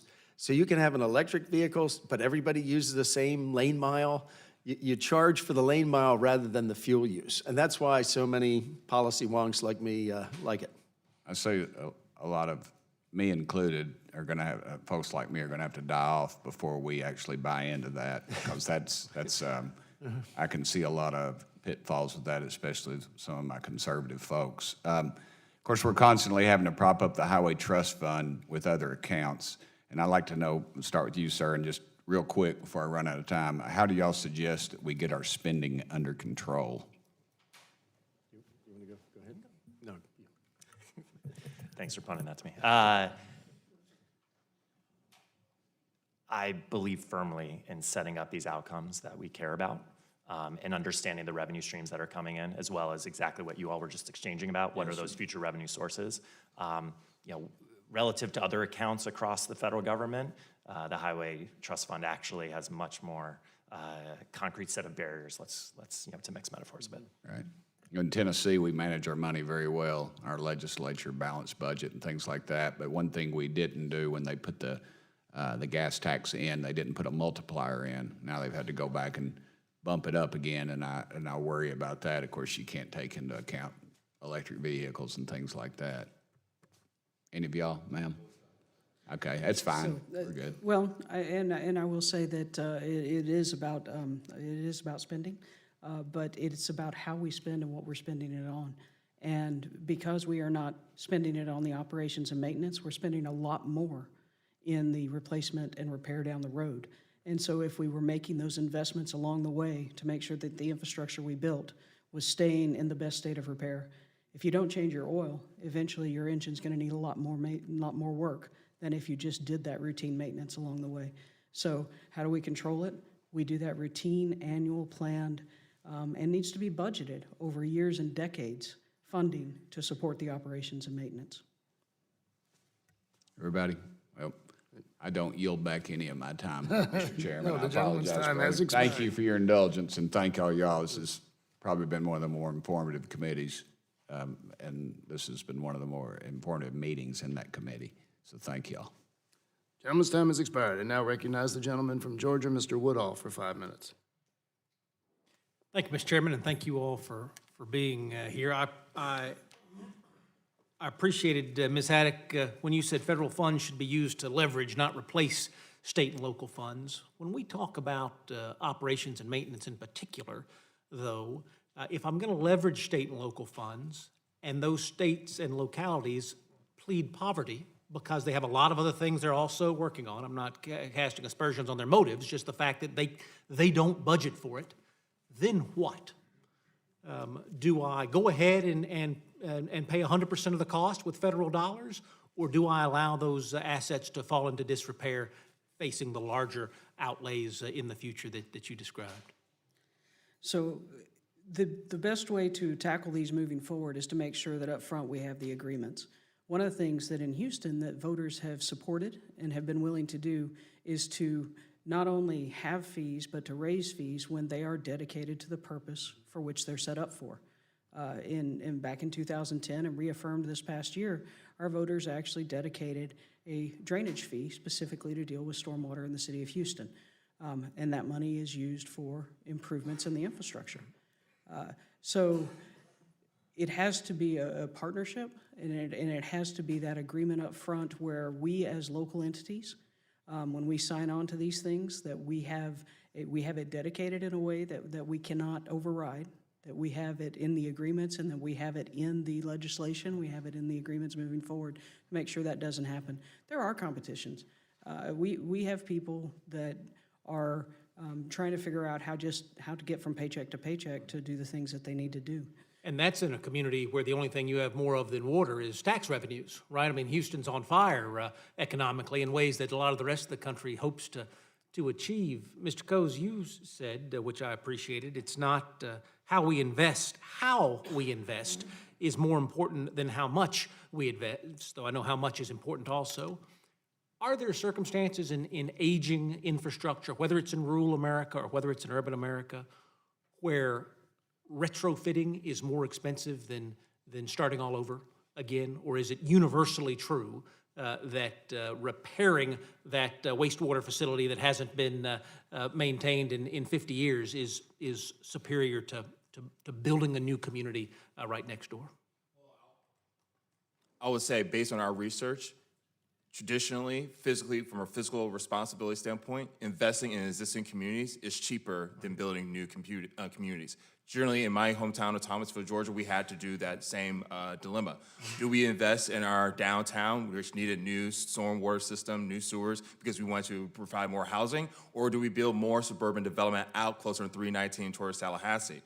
We did a both-and approach, but one of the things we did do in that situation is that we actually forced the developer not to actually just invest in the short-term investment of the project, but actually dedicate revenues for long-term to actually take the cost of that future infrastructure off the city rolls. And I think, unfortunately, for too often, the federal government and state governments have not allowed and created that level of framework or partnership to ensure that we are actually capturing the full cost of these infrastructure costs. I think about all of our conversations in suburban America. I represent suburban Atlanta about mass transit, and I think about what Dallas did, right? You build a brand new line out there, and then you build a brand new community on what was a cornfield yesterday, and now you've built the infrastructure. And real that's estate professionals are finding it effective to break new ground instead of rehab old ground. And largely because, unfortunately, this country has a diversity ecosystem of communities that have been dedicating, who have the existing assets, but there's a pent-up demand for walkable urban development. And developers are now finding, whether it's in South Florida, in California, and also in Dallas, where we will take the lead. If the federal government won't or the state and local government won't take the lead, we would do it. But unfortunately, that also comes with certain consequences because we'll go to locations that have the least resistance. And this is why I made the point earlier. This is not just a conversation about the federal government spending more money on infrastructure. If the local governments and state governments are not ensuring that local land use decisions, their local economic development decisions are ensuring that those initial federal assets are being leveraged to the highest cost, you will have more examples of bad infrastructure not meeting the economic returns that we need. I read Mr. Tamer's testimony and Dr. Geddes' testimony, and yes, if we can get Brookings and AEI on the same page, you'd think we'd be able to get some work done around here. But the Hoover Dam example we heard earlier is absolutely true. We need to demonstrate to taxpayers they're going to get a rate of return on their investment. And yes, if they get $1 worth of value out of $1 worth of new taxes, I agree with Mr. Peters. It's shameful that we're deficit financing Transportation Trust Fund. That was the lone user fee we had left that was working in this country. If we're going to spend more, we've got to raise more. But I can't promise $1 worth of value when building a state road takes about 3.5 years less permitting-wise than building a federal road. I asked the two of you gentlemen, as my time expires, we can get on the same page about deficit financing, we can get on the same page about prioritizing. Can we get on the same page that whether we solve it a little or solve it a lot, that we've got to deliver projects faster because time is money? Yes, yes, Congressman. So the one federal decision, I think, is a terrific step in the right direction where you get the permitting. So as I noted in my written testimony, a number of agencies have to weigh in, getting a number of permits, Clean Water Act, Clean Air Act, Endangered Species Act, et cetera, to get a big project permitted. But the process can continue concurrently, so the agencies are sort of working together through one lead agency. So the key is there's a lead agency, and that agency sort of has responsibility to shepherd it through the process, and I think at some point make a decision for the other agencies if they're dragging their feet. So either permit the project or don't, and have a target. I've talked to people in my world, they think this target of 2 years, is just having the target is a really good thing. Of course, there's other issues, but I think that is a very good step in the right direction, and I would urge Congress to think carefully about, I guess, extending that. I think the Senate has done something on that, and codifying that in the next reauthorization bill. It's deplorable, really, how slow the United States is to get big, important projects delivered, even small projects. Thank you for your indulgence, Mr. Chairman. Absolutely. Gentleman's time has expired. I now recognize the gentleman from South Carolina, Mr. Norman, for 5 minutes. Thank you so much. I want to thank each one of our people at the table. Let me just reemphasize what Mr. Roy and Ms. Smith said. To not have a budget is inexcusable. For us to be sitting here with flying blind, you wouldn't do it in your business, you wouldn't do it in any family budget, but that's a different discussion for a different day at a different time. Now, infrastructure. How would we, everybody, Democrat, Republican, will agree infrastructure is important. The question is, how do you prioritize it? Is it broadband? Is it roads? Is it bridges? I was with a bridge manufacturer who makes the equipment that goes under bridges, that instructs the pilings and the and he made something that was pretty startling. He said, what it's going to take, Congressman, is a couple of bridges collapsing, which is going to happen, and then maybe you will prioritize. So help from each one of you are educated, you in different fields. From prioritization, I get that it's our responsibility, but from prioritization, how would you rank each individual thing, and where do we spend the money? We have more needs. We got a lot of wants, but we've got a lot of needs. How would you, and from where you sit, prioritize where we put the money? And God help us if we find out where to pay for it, but where would you put the money? I think it was punted to me first. As a civil engineer, we're always going to lean on life safety first. Water, wastewater, transportation, flooding. Those. I mean, they're almost all equal. But I will say that water and wastewater are critical, not just to the service that we provide people on a daily basis, but to the national health. Then when you layer in transportation and stormwater on top of that, that's when you begin to get to the national economy. Our commerce relies on that reliable, sustainable infrastructure.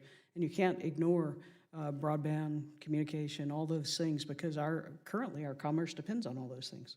You can't rent a scooter without the cell phone. Well, that's a simple local example. But the truth of the matter is that even our interstate freight movement, whether it's rail, whether it's inland waterways, whether it's freight on wheels, the communication system that makes all that happen across it is important.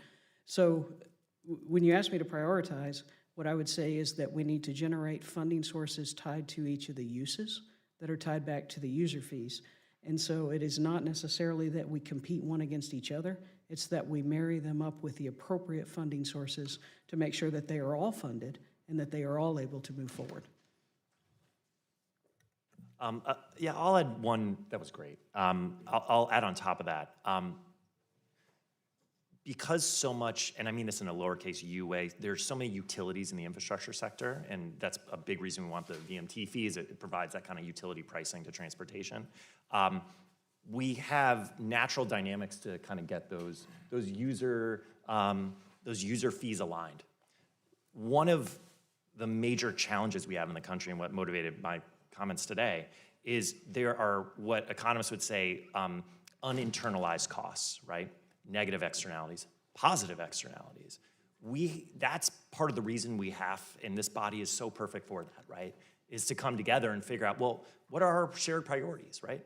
What does it mean to have affordability for everyone in any district, right? To get to work no matter how long the drive might be, right? What is that worth it to us? We have to start putting a price on that on top of the actual infrastructure itself. Combined, that's how you get to the right kind of model of how we then prioritize what we need. We can bring some financial accountability here, but it's powered by actually our shared values, right, and what matters to us. Congressman, can I add a footnote to your footnote? So this is one, I wrote a little book on public-private partnerships because I believe in this approach, and other countries are using it. One of the strongest reasons to use public-private partnerships is you get signals from the private sector about project priorities. In other words, if you bid out a project and the private sector won't touch it, maybe that's telling you something about the viability of that project. There's reasons to subsidize projects, right, that don't generate enough money from user fees, but it's the issue of project selection, Congressman, and the private sector involvement through a PPP structure, which is wrapping these different elements of project delivery together in a big contract, really helps with the project selection issue. So that's just my footnote. Thank each one of you, and I appreciate your participation. I yield back. That gentleman's time has expired. I now recognize the gentleman from California, Mr. Panetta, for 5 minutes. Thank you, Mr. Chairman. I appreciate that you are holding this hearing, and obviously thank you to the ranking member as well as all the witnesses who are here and your preparation to be here, and obviously your work that you have done in order to get to this position. So thank you very much. I represent the Central Coast of California, and obviously what I hear from my constituents is infrastructure is needed in that area on a number of projects. Right now, we are working on one that deals with a floodplain and dealing with the place called the Pajaro River and the Pajaro River floodplain that it affects. Now, obviously, Ms. Haddock, if I may address some of my questions to you, I know you're critically aware of the importance of the Army Corps of Engineers and their work on these types of flood control projects, but I'm sure you're also aware that there is a substantial backlog in Corps projects, which does tend to disproportionately impact areas like the areas that surround the Pajaro that are of low socioeconomic backgrounds in those areas. And so I was wondering, Ms. Haddock, did you do work with completing flood control projects that affected low-income communities in Houston? So prior to joining the City of Houston, I did work with the Harris County Flood Control District, and we did partnered projects with the U.S. Army Corps of Engineers throughout the city. Exactly. I will say that the current, at the time, which was in the 90s into the early 2000s, and also even through today, that the processes and equations that were required to follow to demonstrate a project be implemented or not do depend largely on the value of what's being protected. Yeah. And when you do that, it does result in low income and lower valued properties being further down the list. Understood, and based on those many hurdles that are constantly and consistently put up by a number of agencies, do you have any best practices you can share with us in order to get over those hurdles, especially to protect low-income areas like that? So I will say that first off, I do believe that it is necessary to have a cost-benefit analysis when you look at it, because we have to determine that it's a good investment to begin with. Understood. But some of the things that we've done in Houston is take the value of the land out of the equation and convert it to the number of people that are protected versus the value of the things that are protected. When we're looking at transportation projects, we look at a car equals a bus boarding. When we are looking at replacing a roadway, we're changing the framework that we look at the benefit in the project to not just be directly tied to pure economics, to allow us to have more flexible ways to prioritize where is the best investment in that. The other thing is that we have to look very closely at the community itself. The land may be cheaper, but the impact to the community may be greater whenever you bring in larger infrastructure in those areas.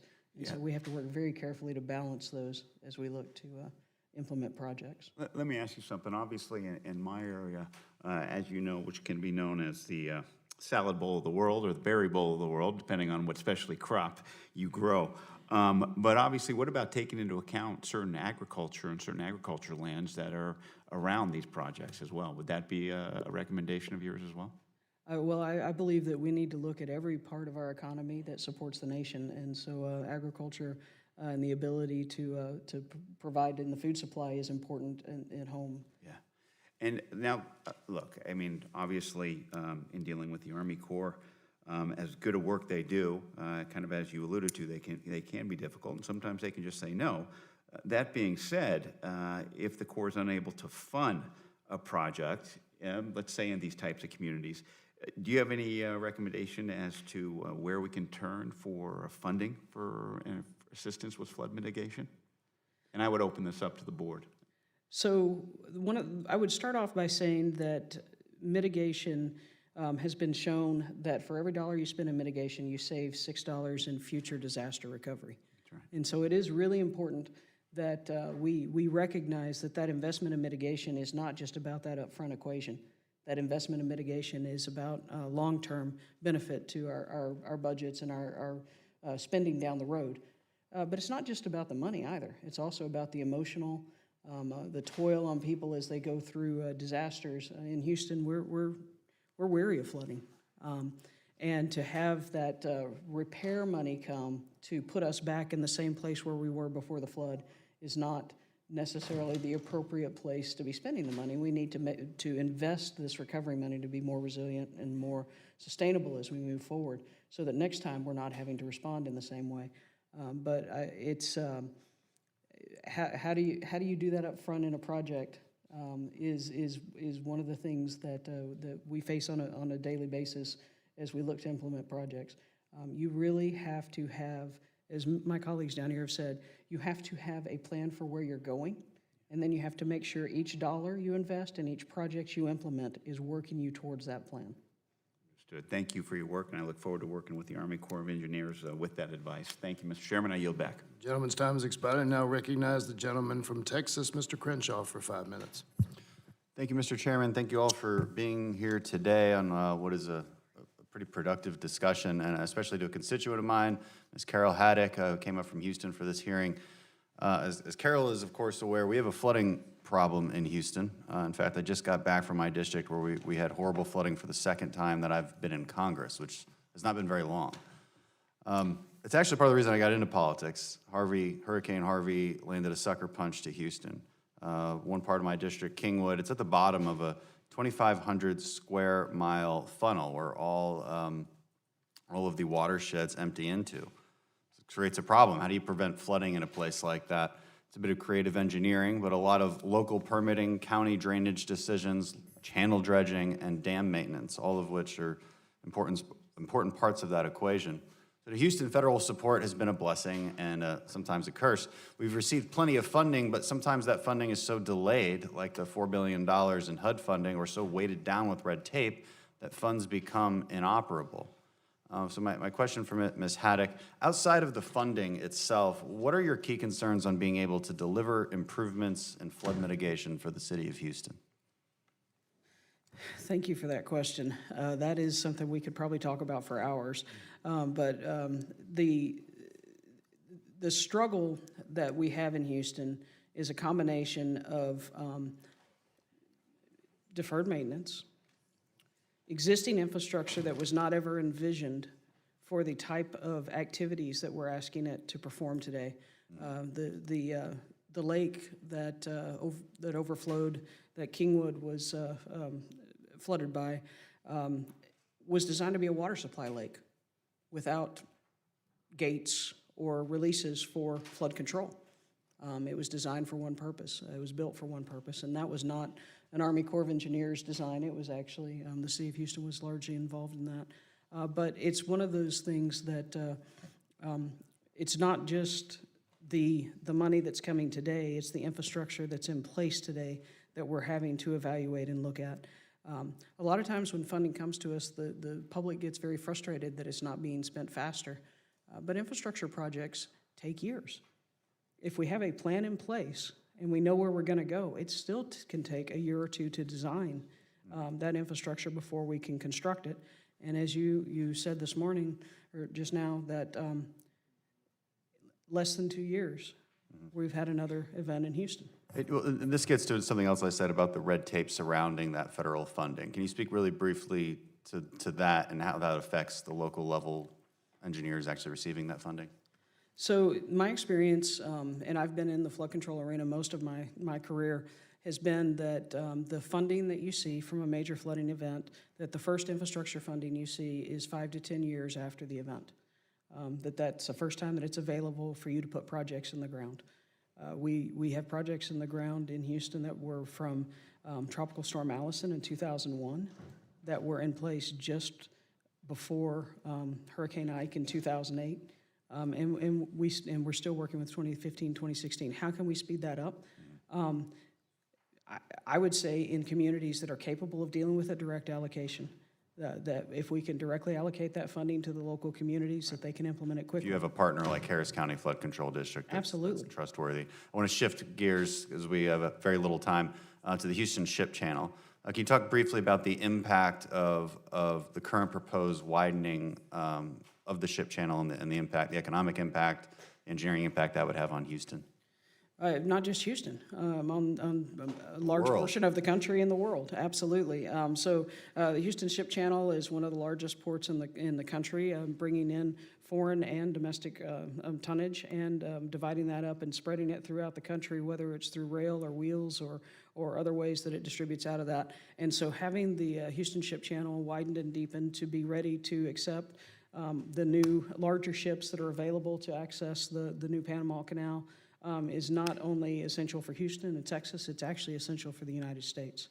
And I'll end with a discussion on traffic. Houston, like many big cities, has a real problem with traffic. We could build more highways. We can't build more highways, right? There's no more space for it. Going underground doesn't seem logical either. What is the city of Houston doing? Are there any innovative ideas coming up on the issue of reducing traffic congestion? So some of the discussions that we're having, not necessarily on the highways, but on the streets in the city of Houston, is that if we're going to widen a roadway, that any additional lanes that would be added would be dedicated solely to high occupancy and transit, that we would not add lanes for single occupancy vehicle cars. We've also got a robust off-road network of bikeways being built, but that's going to be years before that's built out to a point that it's safe for people to commute long distances. You can commute 5 to 10 miles easily today.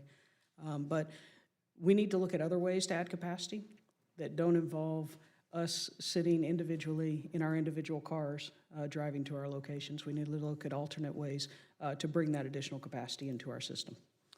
Thank you. I'm out of time. Thank you, Mr. Chairman. Thank you all. Gentleman's time has expired. I now yield 5 minutes to the gentleman from Nevada, Mr. Horsford. Thank you, Mr. Chairman, very much. I've been hearing from my constituents in Nevada that we simply cannot continue to wait until it's too late and too costly for us to fix our crumbling infrastructure. Since 2010, Nevada's total population has grown by nearly 300,000 new residents, making Nevada the 6th fastest growing state in the country. And as our state grows, so does our need to expand our transportation and infrastructure needs.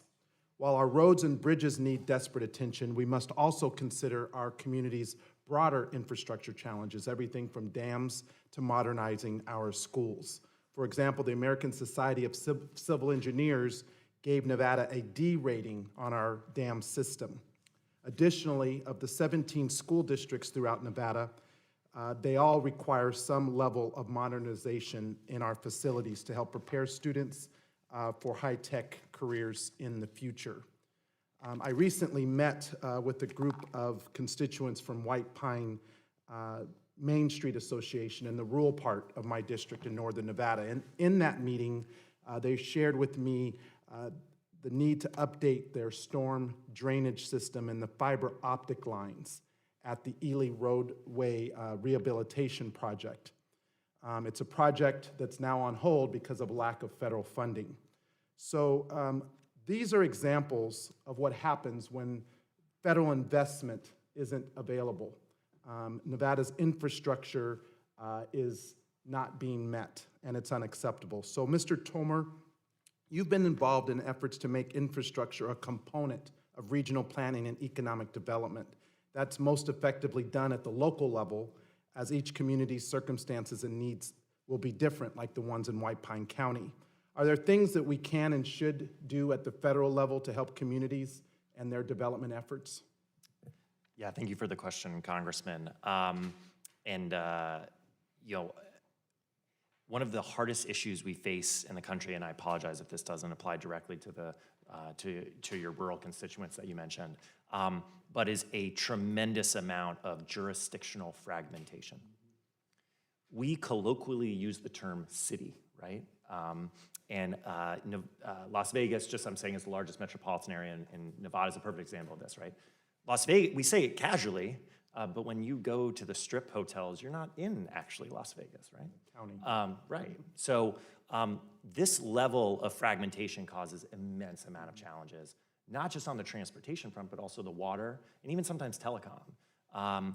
And the answers here are complicated, but there's no question that our original founding documents were not intended, I think in my mind, of like a place like Boston, right? You know, where they weren't imagined to extend beyond those municipal borders. So the question is, how can the federal government serve as a jumping off point for regional conversations around, and again, I'm not touching schools or other elements that are more complicated, frankly, but transportation systems are inherently regional assets, as are water and other essential infrastructure. How can we provide a platform for our regional governance to be more aligned with the way we casually term out city names the same way? Thank you. Nevada also has over 32,000 miles of roadways that require attention. More than 500 bridges in Nevada are over 50 years old and would require approximately $133 million for repairs. To address congestion in the region, the Interstate 11 plan, which would connect Phoenix and Las Vegas, the two metropolitan communities in the United States that currently do not have an interstate, would be developed. And I'm proud to have worked on that both at the state level when I was in the state Senate, and we've made advancements here. But just a couple of weeks ago, I had over 150 business people here from the Metro Chamber of Commerce who came to DC to remind Congress and the administration that this is an important infrastructure project that will enhance the economies of the communities along its route, create opportunities for economic development and job creation, and better connect businesses to those new markets. So what could we be doing for projects like this as we reauthorize the Highway Trust Bill, but also making sure that we have investment for these major types of projects like Interstate 11? Ms. Haddock, could you speak to that? So you asked a very wide-based question there. Challenge me on that. What I will say is that as we're looking at this infrastructure investment, that new infrastructure and renewal of existing infrastructure definitely have to be balanced as we're looking at that, creating those new opportunities for connectivity, creating those new areas where we don't currently have that connectivity is absolutely important. It goes back to the comment earlier. We have to know where we're going. That wasn't part of the plan. You've made it part of the plan. And now we have to invest in that and continue to move those things forward. But we also have to be willing to invest in the operations and maintenance beyond the initial construction if we're going to continue to improve our infrastructure throughout this country. Thank you so much. I know my time has expired. It's a very important issue, Mr. Chairman, and I look forward to working with you under your leadership to advance these priorities. Gentleman's time has expired. Now recognize the gentlewoman from Texas, Ms. Jackson Lee, for 5 minutes. Mr. Chairman, and to the ranking member, let me thank you so very much for this particular hearing. Just about 5 days ago, City of Houston experienced what I know many of our citizens, Harris County and in the surrounding counties, feared that they might be facing Hurricane Harvey again. The reason, of course, is because of our particular topography. Certainly members of Congress tried to make their way home as quickly as possible, but as I was getting reports, I was seeing the fear in my constituents in particular, because Imelda would come, it started, and then it started, it stopped, and started again. And I think the greatest damage was done in the subsequent downpour that I'm told by my local officials, some 43 inches, were scattered throughout the region, and I know there is still standing water.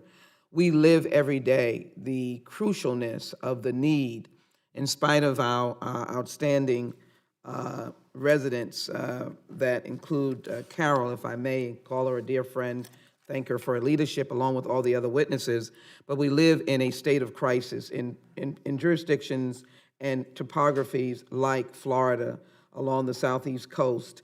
As Dorian made her way up, I had just spoken to the leadership in the Bahamas. They are still suffering. So I think that we need to really pull up our pants legs, if you will, and pull up the pants and really get back to the business of investing in infrastructure. And I know that we have a sincere problem because in the 19th century as we move forward into the 20th century, 19th century was in the early stages of the railroad, but in the 20th century, we can find that we did more investment in infrastructure than we've been able to document in the 21st century. Certainly the 21st century sounds like a modern terminology, but here we are talking about the gaps in funding. So I want to pose some questions. First of all, go directly through to the point of concern, and that is the decline in federal, state, and local investment in infrastructure over the last few decades.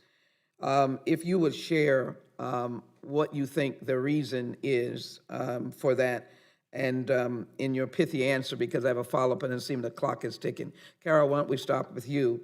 You know, are there structural issues such as project selection practices, processes, overlapping jurisdictions with the federal government? What do we think has contributed to that trend, because the overall population of the United States is being impacted negatively? So I'll start by saying is that many of the fees that are generated, and in many cases the property taxes that back the investment in our infrastructure have been relatively flat. I mean, we've talked about the gas tax not being indexed and hasn't been raised since 1993. If you adjust that for inflation, we see a 40% reduction in actual buying power. So a lot of that reduction in investment has been directly attributable to the revenues and the funding going into it not growing with the costs of infrastructure investment.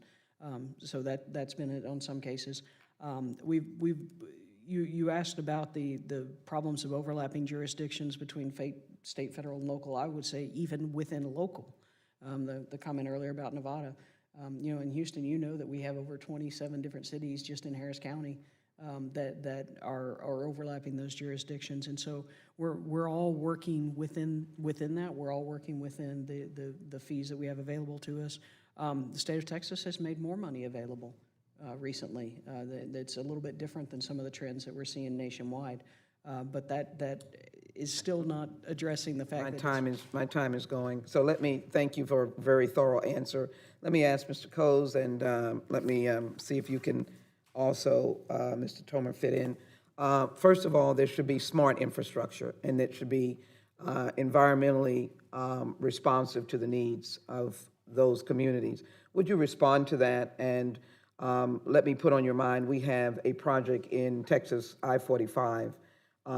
It is important, but it is abusive to minority and impoverished communities. I'm fighting it. I want it to be an effective infrastructure project, but I want it to embrace the neighborhoods. Would you respond to how those can match together, if you would? If we're, thank you for that, Congresswoman. If we're honest, the legacy of U.S. infrastructure spending has been tied to race. And we are literally digging ourselves out of that ugly legacy. And we cannot afford to not retrofit these neighborhoods that have been either disconnected from opportunity through roads or through even rail infrastructure.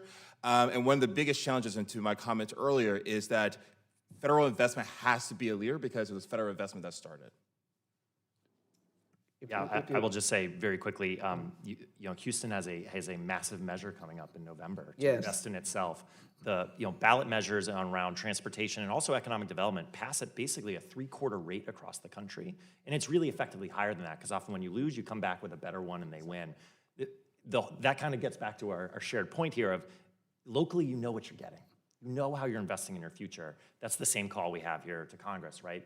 Outline what our future growth patterns is and how you can build that partnerships with state and local. I love it. Mr. Chairman, you've been very kind and ranking member, and all I would say is that this is our business, and we need to get engaged in this business to help our local leaders here, but also to help the American people. I yield back. Thank you. Gentlewoman's time has expired. Now I yield 5 minutes to the gentleman from California, Mr. Khanna. Thank you, Mr. Chairman. Thank you for your leadership in convening this hearing to highlight the importance of infrastructure. I was encouraged by the comments of Representative Johnson, who brought up rural broadband and the need for an investment in rural broadband in this country. China is spending $22 billion to hook up 98% of its country on high-speed internet. And the estimates I've seen is $40 billion would get high-speed internet access, affordable high-speed internet access to every American. Is there any reason that we shouldn't just do this as a nation to be competitive in the 21st century on a bipartisan basis? Mr. Tomer, since you're nodding, maybe we can start with you and then have everyone else chime in. The dangers of body language. Does not that Chinese example you cited sound like investment in the future to everyone in this room today? That's what we're looking for in infrastructure. There is absolutely a massively impactful consensus to be built in both chambers of Congress across both partisan lines on how this can benefit. It's a rural challenge, it's an urban challenge, right? Even in Silicon Valley, there are those who live without broadband. And for those of us who are parents in the room, we know how much our classrooms are digitalizing. What happens to those students who go home, even if they have digital access in their schools, again, whether in a rural or urban classroom, and they can't connect to the internet? We are putting ourselves at a structurally speaking economic disadvantage in the future, because those are our future workers, those are our future entrepreneurs. So absolutely, I hope we can make this investment. Anyone else want to comment? Dr. Geddes? If I may, yes. Thanks, Congressman. I would like to comment. I totally agree, and it's interesting to look at the way China's doing that.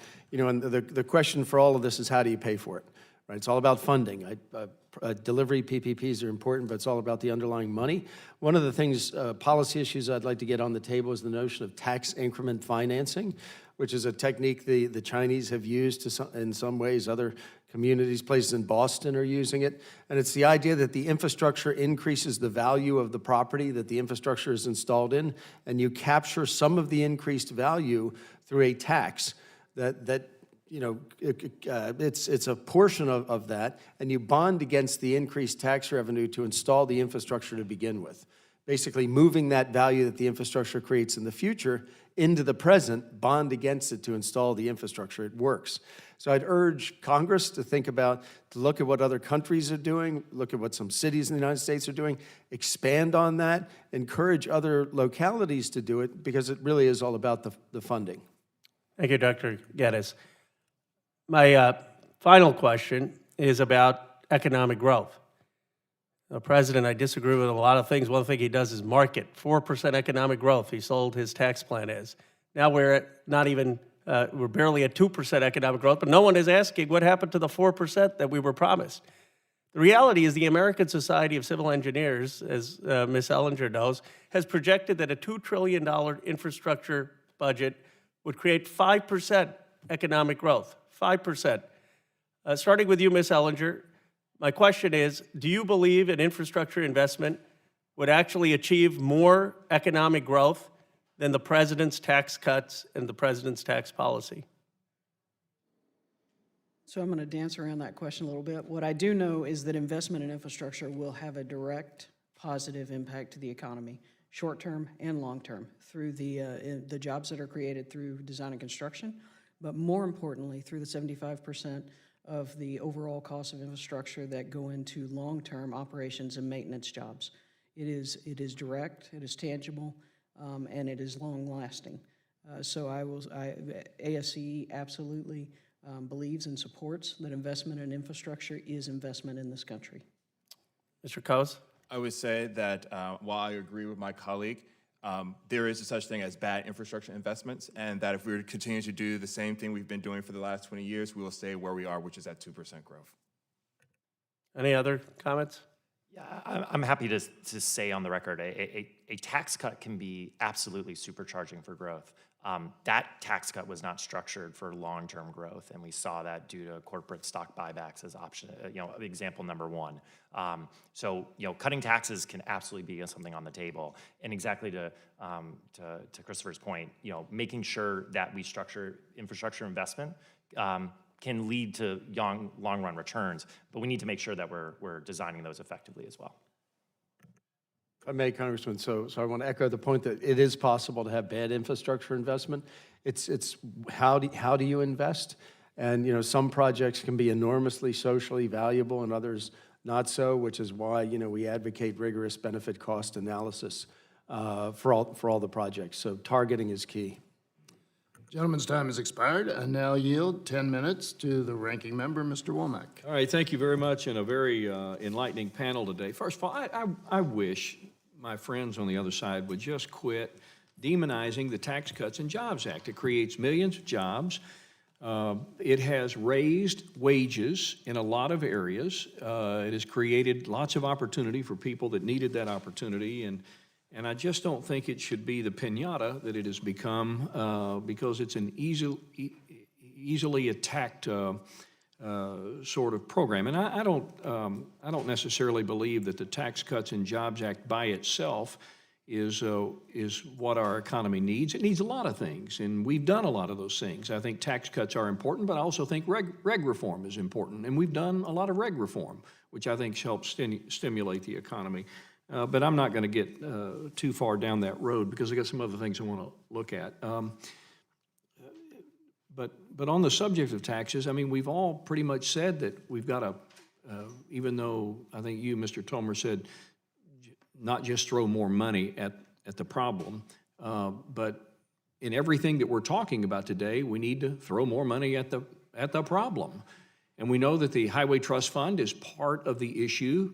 1993, last time it was raised, not indexed for inflation, buying power of that kind of money, and we've got cars getting better mileage.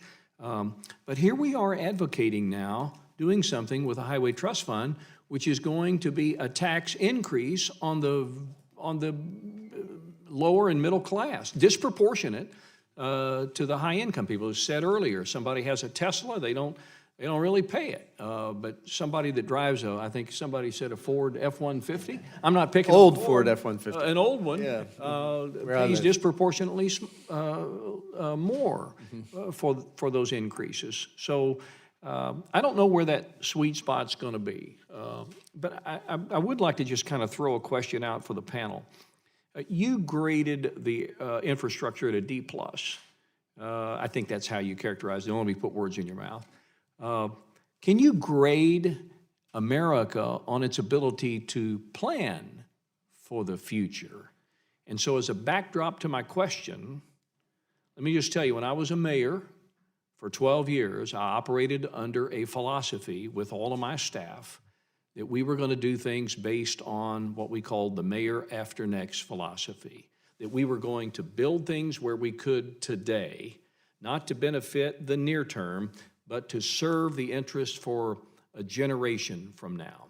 How are we doing in America on planning for the future?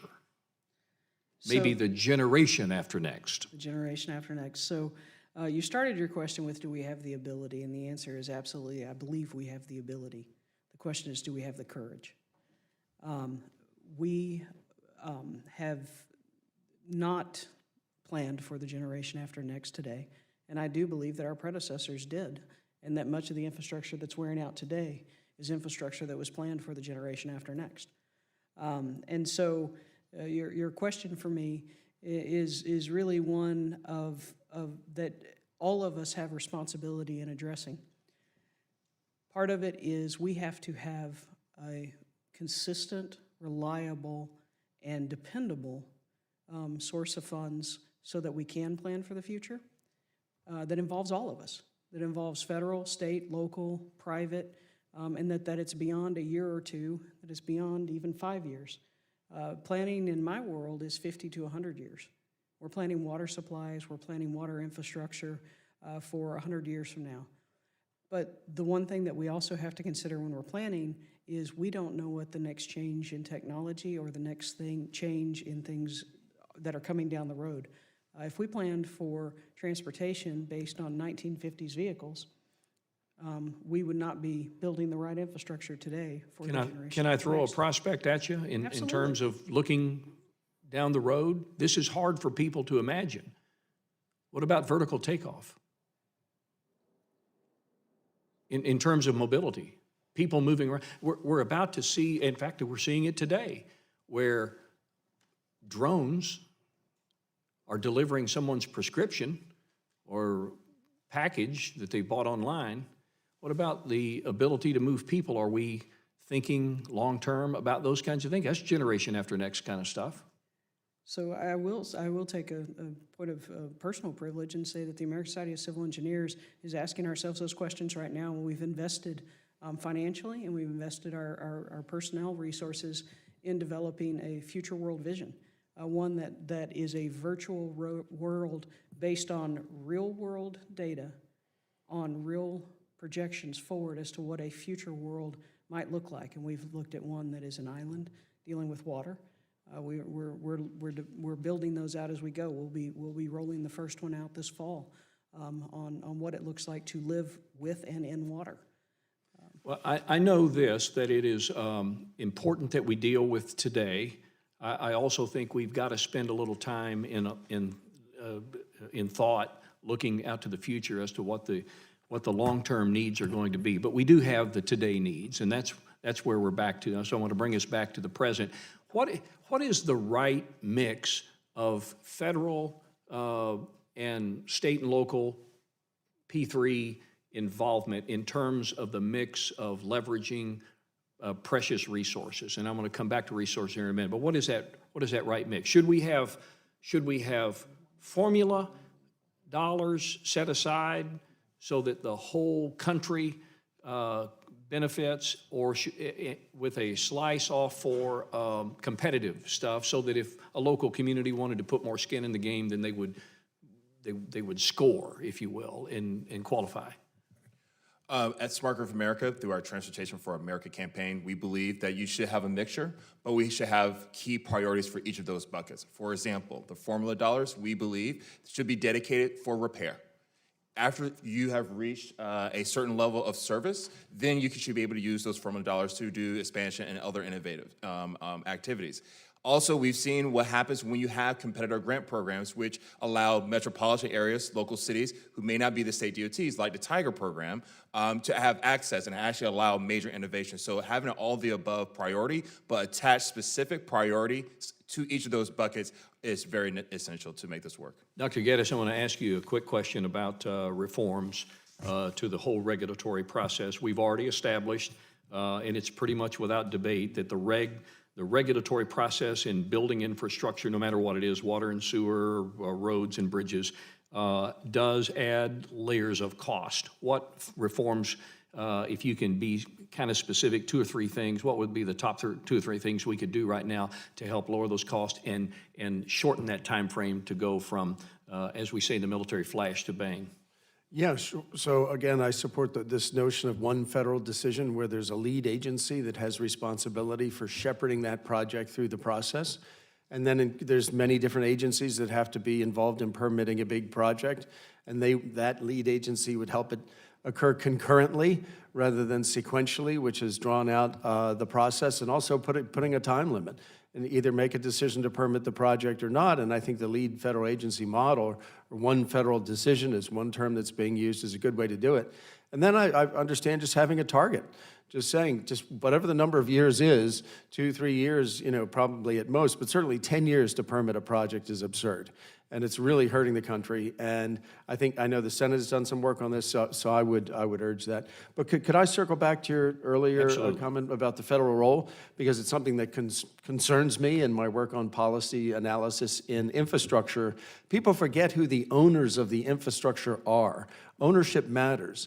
The federal government actually owns relatively little infrastructure. The entire interstate highway system is owned by the states. Cities own a ton of infrastructure. So they're the ones ultimately who have the responsibility of doing the O&M, the operation and maintenance. I think the federal role is changing more to facilitating state and local governments doing the best they can to take care of it, but also using the latest technology. As we all know, the technology of infrastructure is changing at breakneck speed. We need to encourage state and local governments to adopt that technology more quickly, but also make every dollar of funding that they have go as far as possible. And that's a public-private partnership, in my view, and why I've totally encouraged that. And I think the federal government should do more to encourage PPP use. Mr. Tomer, before he began to answer that last question of mine, I thought I saw a light bulb come on. Did you have a comment that you want to make? Yeah, I'll try to be really quick. We tend to, and I love transportation, it's my area I focus the most, but we can't forget these other sectors are there too. So when you talk about the right mix, in particular, this body moved back on funds for local water infrastructure in the 1980s, right? Do we want to bring those back as a question? We're talking a lot about broadband today. Representative Khanna and Representative Smith represent vastly different kind of places in terms of their economic fundamentals. Both mentioned broadband, right? But what does that mean when typically the private sector delivers that right now, but we know it's not reaching every community? So talking about that mix, it really depends which one you're talking about. And I actually think, to conclude really quick, I think Dr. Geddes said it well. Because the ownership is state, local, and private, what are the incentives for scalability that makes sense for the federal government? What is that future competitiveness that you all care about, and how can you incentivize that as local action? Those can be really good North Stars here. My final question, I know I've gone a little bit over, but I want to come back to Ms. Haddock for just a minute, because she said something in her testimony that I think kind of got lost on this audience today, and I want to credit her for mentioning it. It's not in your prepared remarks.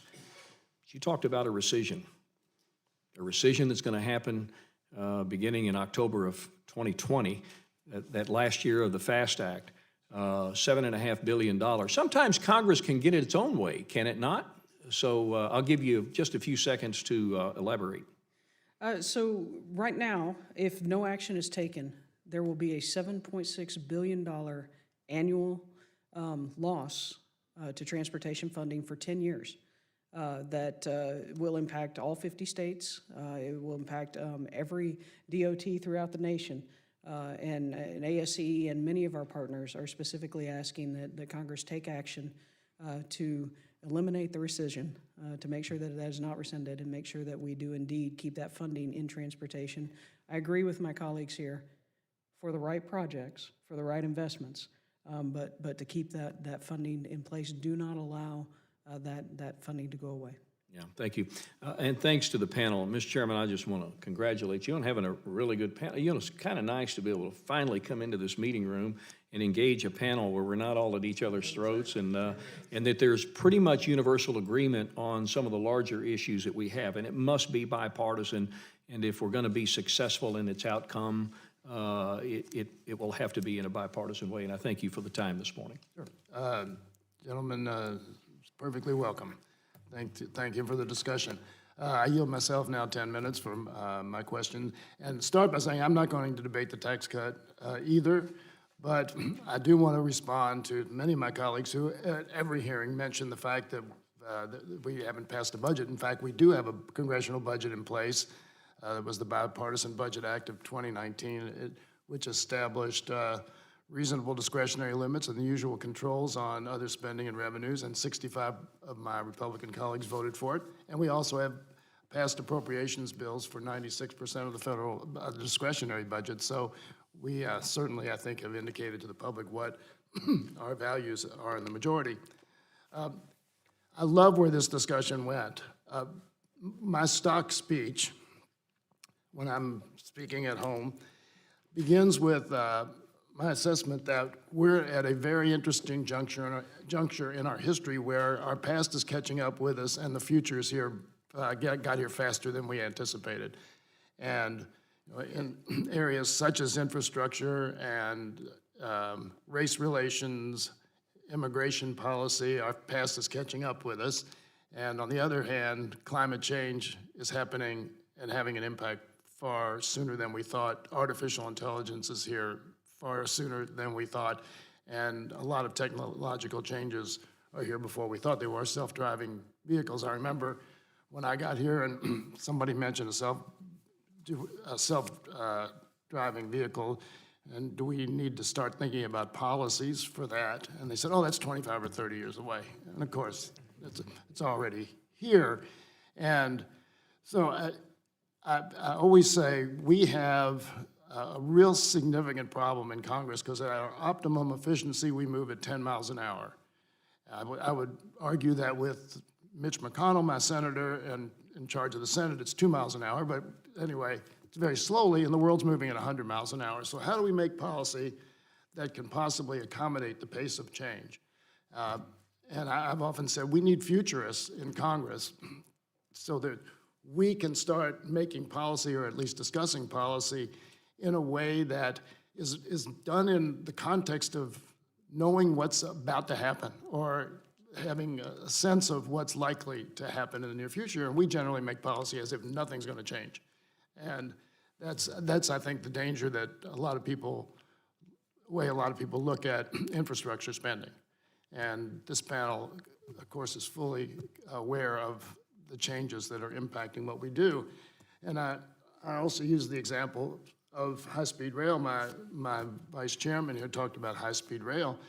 And there are a lot of people who think we ought to be investing in it, but then we have self-driving vehicles, which means most likely in 20 years we will have self-driving vehicles that can go 200 miles an hour, in which case who's going to take a high-speed train? And because you can get there faster just summoning your car, taking off. And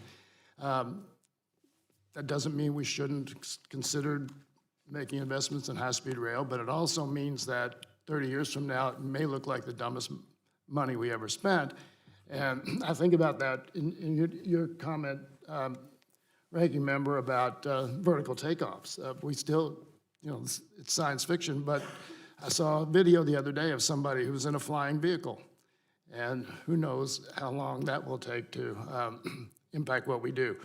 So I'm really interested, Ms. Haddock, in getting a hold of your projects, your forecasts, because I think that's something that the Congress could well utilize. I don't have too many questions because you've all been sitting here a long time, but one of the things that, and several people have asked the ones I wanted to talk to, but Mr. Coase, you referenced Louisville in your testimony, and one of the things that is very special about that project in Louisville, in the southwestern part of the community, which for my entire life, which is now getting up there pretty long, basically isolated a huge portion of the population in our county from the rest of the community.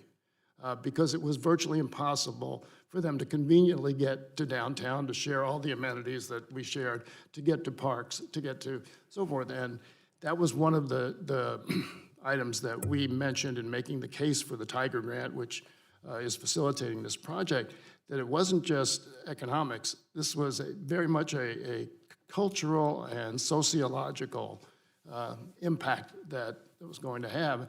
And I think about things like the health impact of transportation. I hear constantly from people who have such a hard time getting to their doctor, to the hospital, to get their checkups, to get their dialysis, what happens to be. And then on the job and the employment front, however many people have a very, very difficult time taking a job because of transportation. And we have a decent bus system in my community, but not a great one. And I was astounded to hear the other day about somebody who's an ex-felon being reintroduced into society, very much employable, has a job, working his way back, and he takes a bus 2.5 hours every day to and from. 5 hours he spends on a bus, and he lives 20 miles from his place of employment. So there's so many aspects to this subject that I'm glad we're talking about it. I just want a quick question. I'm going to yield some time to the Vice Chairman. When we're talking about the kind of the rehabilitation aspect of this of infrastructure, so we have 600,000 bridges that are in need of repair, $2 trillion to catch up. How did some of your revenues suggestions apply to those things? I mean, it's hard to put a toll on a bridge that's been there for 50 years and you're fixing. What are the options for doing that kind of providing that kind of funding? Yes, Congressman. So that's one of the main reasons why I stressed the asset recycling and value capture aspects of my testimony, because it's very difficult politically to toll a currently free facility. It's possible if you add a lane, if you add capacity, to have tolled new capacity. But existing capacity, it's very hard. But of course, these bridges are old, and they need a lot of operation and maintenance. So if you structure a asset recycling program that focuses on generating value from the existing infrastructure, which has been managed in a certain way for decades, and where new techniques, whether it's lease, it doesn't have to be a sale, it could be selling an old parking garage or a parking lot. Just doing the inventory, there's kind of a famous example. New York City did an audit and discovered that the city owned 1,100 vacant lots in the city. Now that's just inefficient use of the asset. And then, of course, the next step is to figure out what's the best use, right? So an asset recycling program includes all of those things. The key word, recycling, means taking those resources, keeping them within that governmental entity, but putting them back into the infrastructure that needs it the most. So if it's an old bridge that is, the ASCE tells us is in trouble, get that bridge properly operated and maintained. So my proposals really are about generating as much funding, squeezing as much funding as you can out of the existing infrastructure with new and innovative management techniques. I thank you for that, and I yield the rest of my time to the ranking member, the Vice Chairman. Thank you, Mr. Chairman. Mr. Coase, I just wanted to go back to you quickly. Foot Traffic Ahead 2019 was released in June, and it demonstrates the links between socially equitable communities, walkability of neighborhoods, accessible, affordable transit options. Denver has invested $5.5 billion in light rail, commuter rail, bus rapid transit. They're ranked as the second most walkable metro area in the U.S.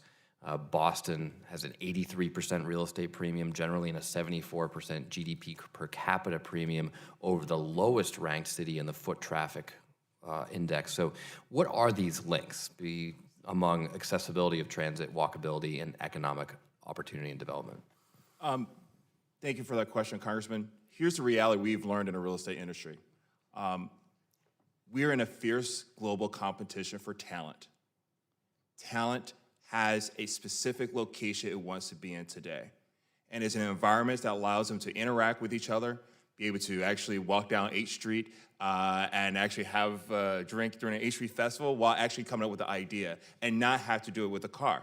Maybe a car is involved. Unfortunately, in America, we have very few locations, both in our rural areas and also in our major urban cores that actually meet that market demand. And what we're seeing, both here in the United States but across the globe, that those who are higher educated, those who are looking for opportunity, are gravitating to cities that have these options. Unfortunately, in your case, in Boston Metropolitan, is that because we have few places, the rents of those places are going so high, cannot keep up with the market demand, and are actually pushing the residents who have been there for so long, the businesses that have been so long, out into environments that actually causes them to spend more money on transportation, therefore creating a cycle of poverty that they can't get out of. So a great example is, I mean, and when this has happened in Manhattan, a lot of people move to Brooklyn. Well, the city of Lynn I represent is exactly the same distance by train from downtown Boston as Brooklyn is from downtown Manhattan. But there's one train an hour. So it's not, I mean, imagine if the 7 train, just one of the lines to Brooklyn ran once an hour. So that doesn't work so well. And incidentally, Mr. Chairman, this kind of gets at the issue, the hypothetical issue you raised with high-speed rail. High-speed rail has a whole bunch of benefits well beyond just the fact that you can get from place A to place B. It influences the kinds of communities that develop around it, and it has major capacity advantages over cars, even if they could go 200 miles an hour, which would be a little bit challenging given that the interstate system was designed for 65. But this is why I think why we have to get into more of this, and I'm running out of time. But Mr. Geddes, Dr. Geddes, I saw you nodding your head there too. Anything to add on this point? Well, in general, and it's Congressman Yarmouth's point as well about looking to the future, and I urge us to do that in the strongest possible terms. And just as an indication of my, what I think is the future, I formed a 501c3 nonprofit with a couple of colleagues to do research on the Hyperloop, right? People say, oh, it's crazy or whatever, but the high-speed rail is pushing a column of air in front of this train. It's old technology. There's innovations going on in this sector that are astounding and occurring much faster than we think. So if we're thinking ahead, I would urge Congress to put more money into research on those sorts of technologies. I remember a couple of years ago, people said you're crazy. Look, I totally agree with you. I do think you should talk to the Japanese about maglev because they're a little ahead of us, and I think they have some questions about Hyperloop. Get my point. Yes, we should leapfrog on that technology. Great. I'd love to yield time to the ranking member. I know this hearing is about to come to an end. I meant to ask a question of Dr. Geddes earlier. You talked very briefly about tax increment financing. Why are we not seeing more TIF work? And maybe there is around the country, certainly not in our state. And the problem in our state is that we have a uniform rate of taxation on property tax, and the first 25 mills or whatever goes into the education pool, so the ability to bond projects is limited by the remaining property tax. So why don't we see more? That's a great question, Congressman. To Mr. Moulton's point, I was at a meeting in Boston where Boston has used there's all these flavors of tax increment financing that I frankly don't fully understand, but Boston communities have used it to increase transit access in Boston in a very successful way. Now to your question, Congressman, why haven't other communities? I think so much is education. It's just about understanding a new delivery technique. I love the state and local infrastructure asset owners that I deal with all the time, but there's a traditional way of delivering projects in the United States that involves tax-exempt municipal bonds. It involves what's called design, bid, build, a bidding process that I don't have time to get into. But I think a lot of it is just getting these ideas out there, getting education, and then just putting the policies in place that facilitate this. But I think tax increment financing could be used much more extensively, has been used in Boston and other cities, and is being used around the world to fund the infrastructure. So the key is it's a funding technique. So I'm not sure I have a full answer for you. Great. Well, I thank the ranking member for that contribution, and I want to remind all the members, all three of us who are here, that if we have any questions, we could submit them in writing to the witnesses, and they would respond within 7 days. And with that, I want to thank the witnesses again. It's been a very stimulating discussion and hearing, and I thank you for your time and your wisdom. And without objection, this hearing is adjourned. Thank you, Chairman. Thank you.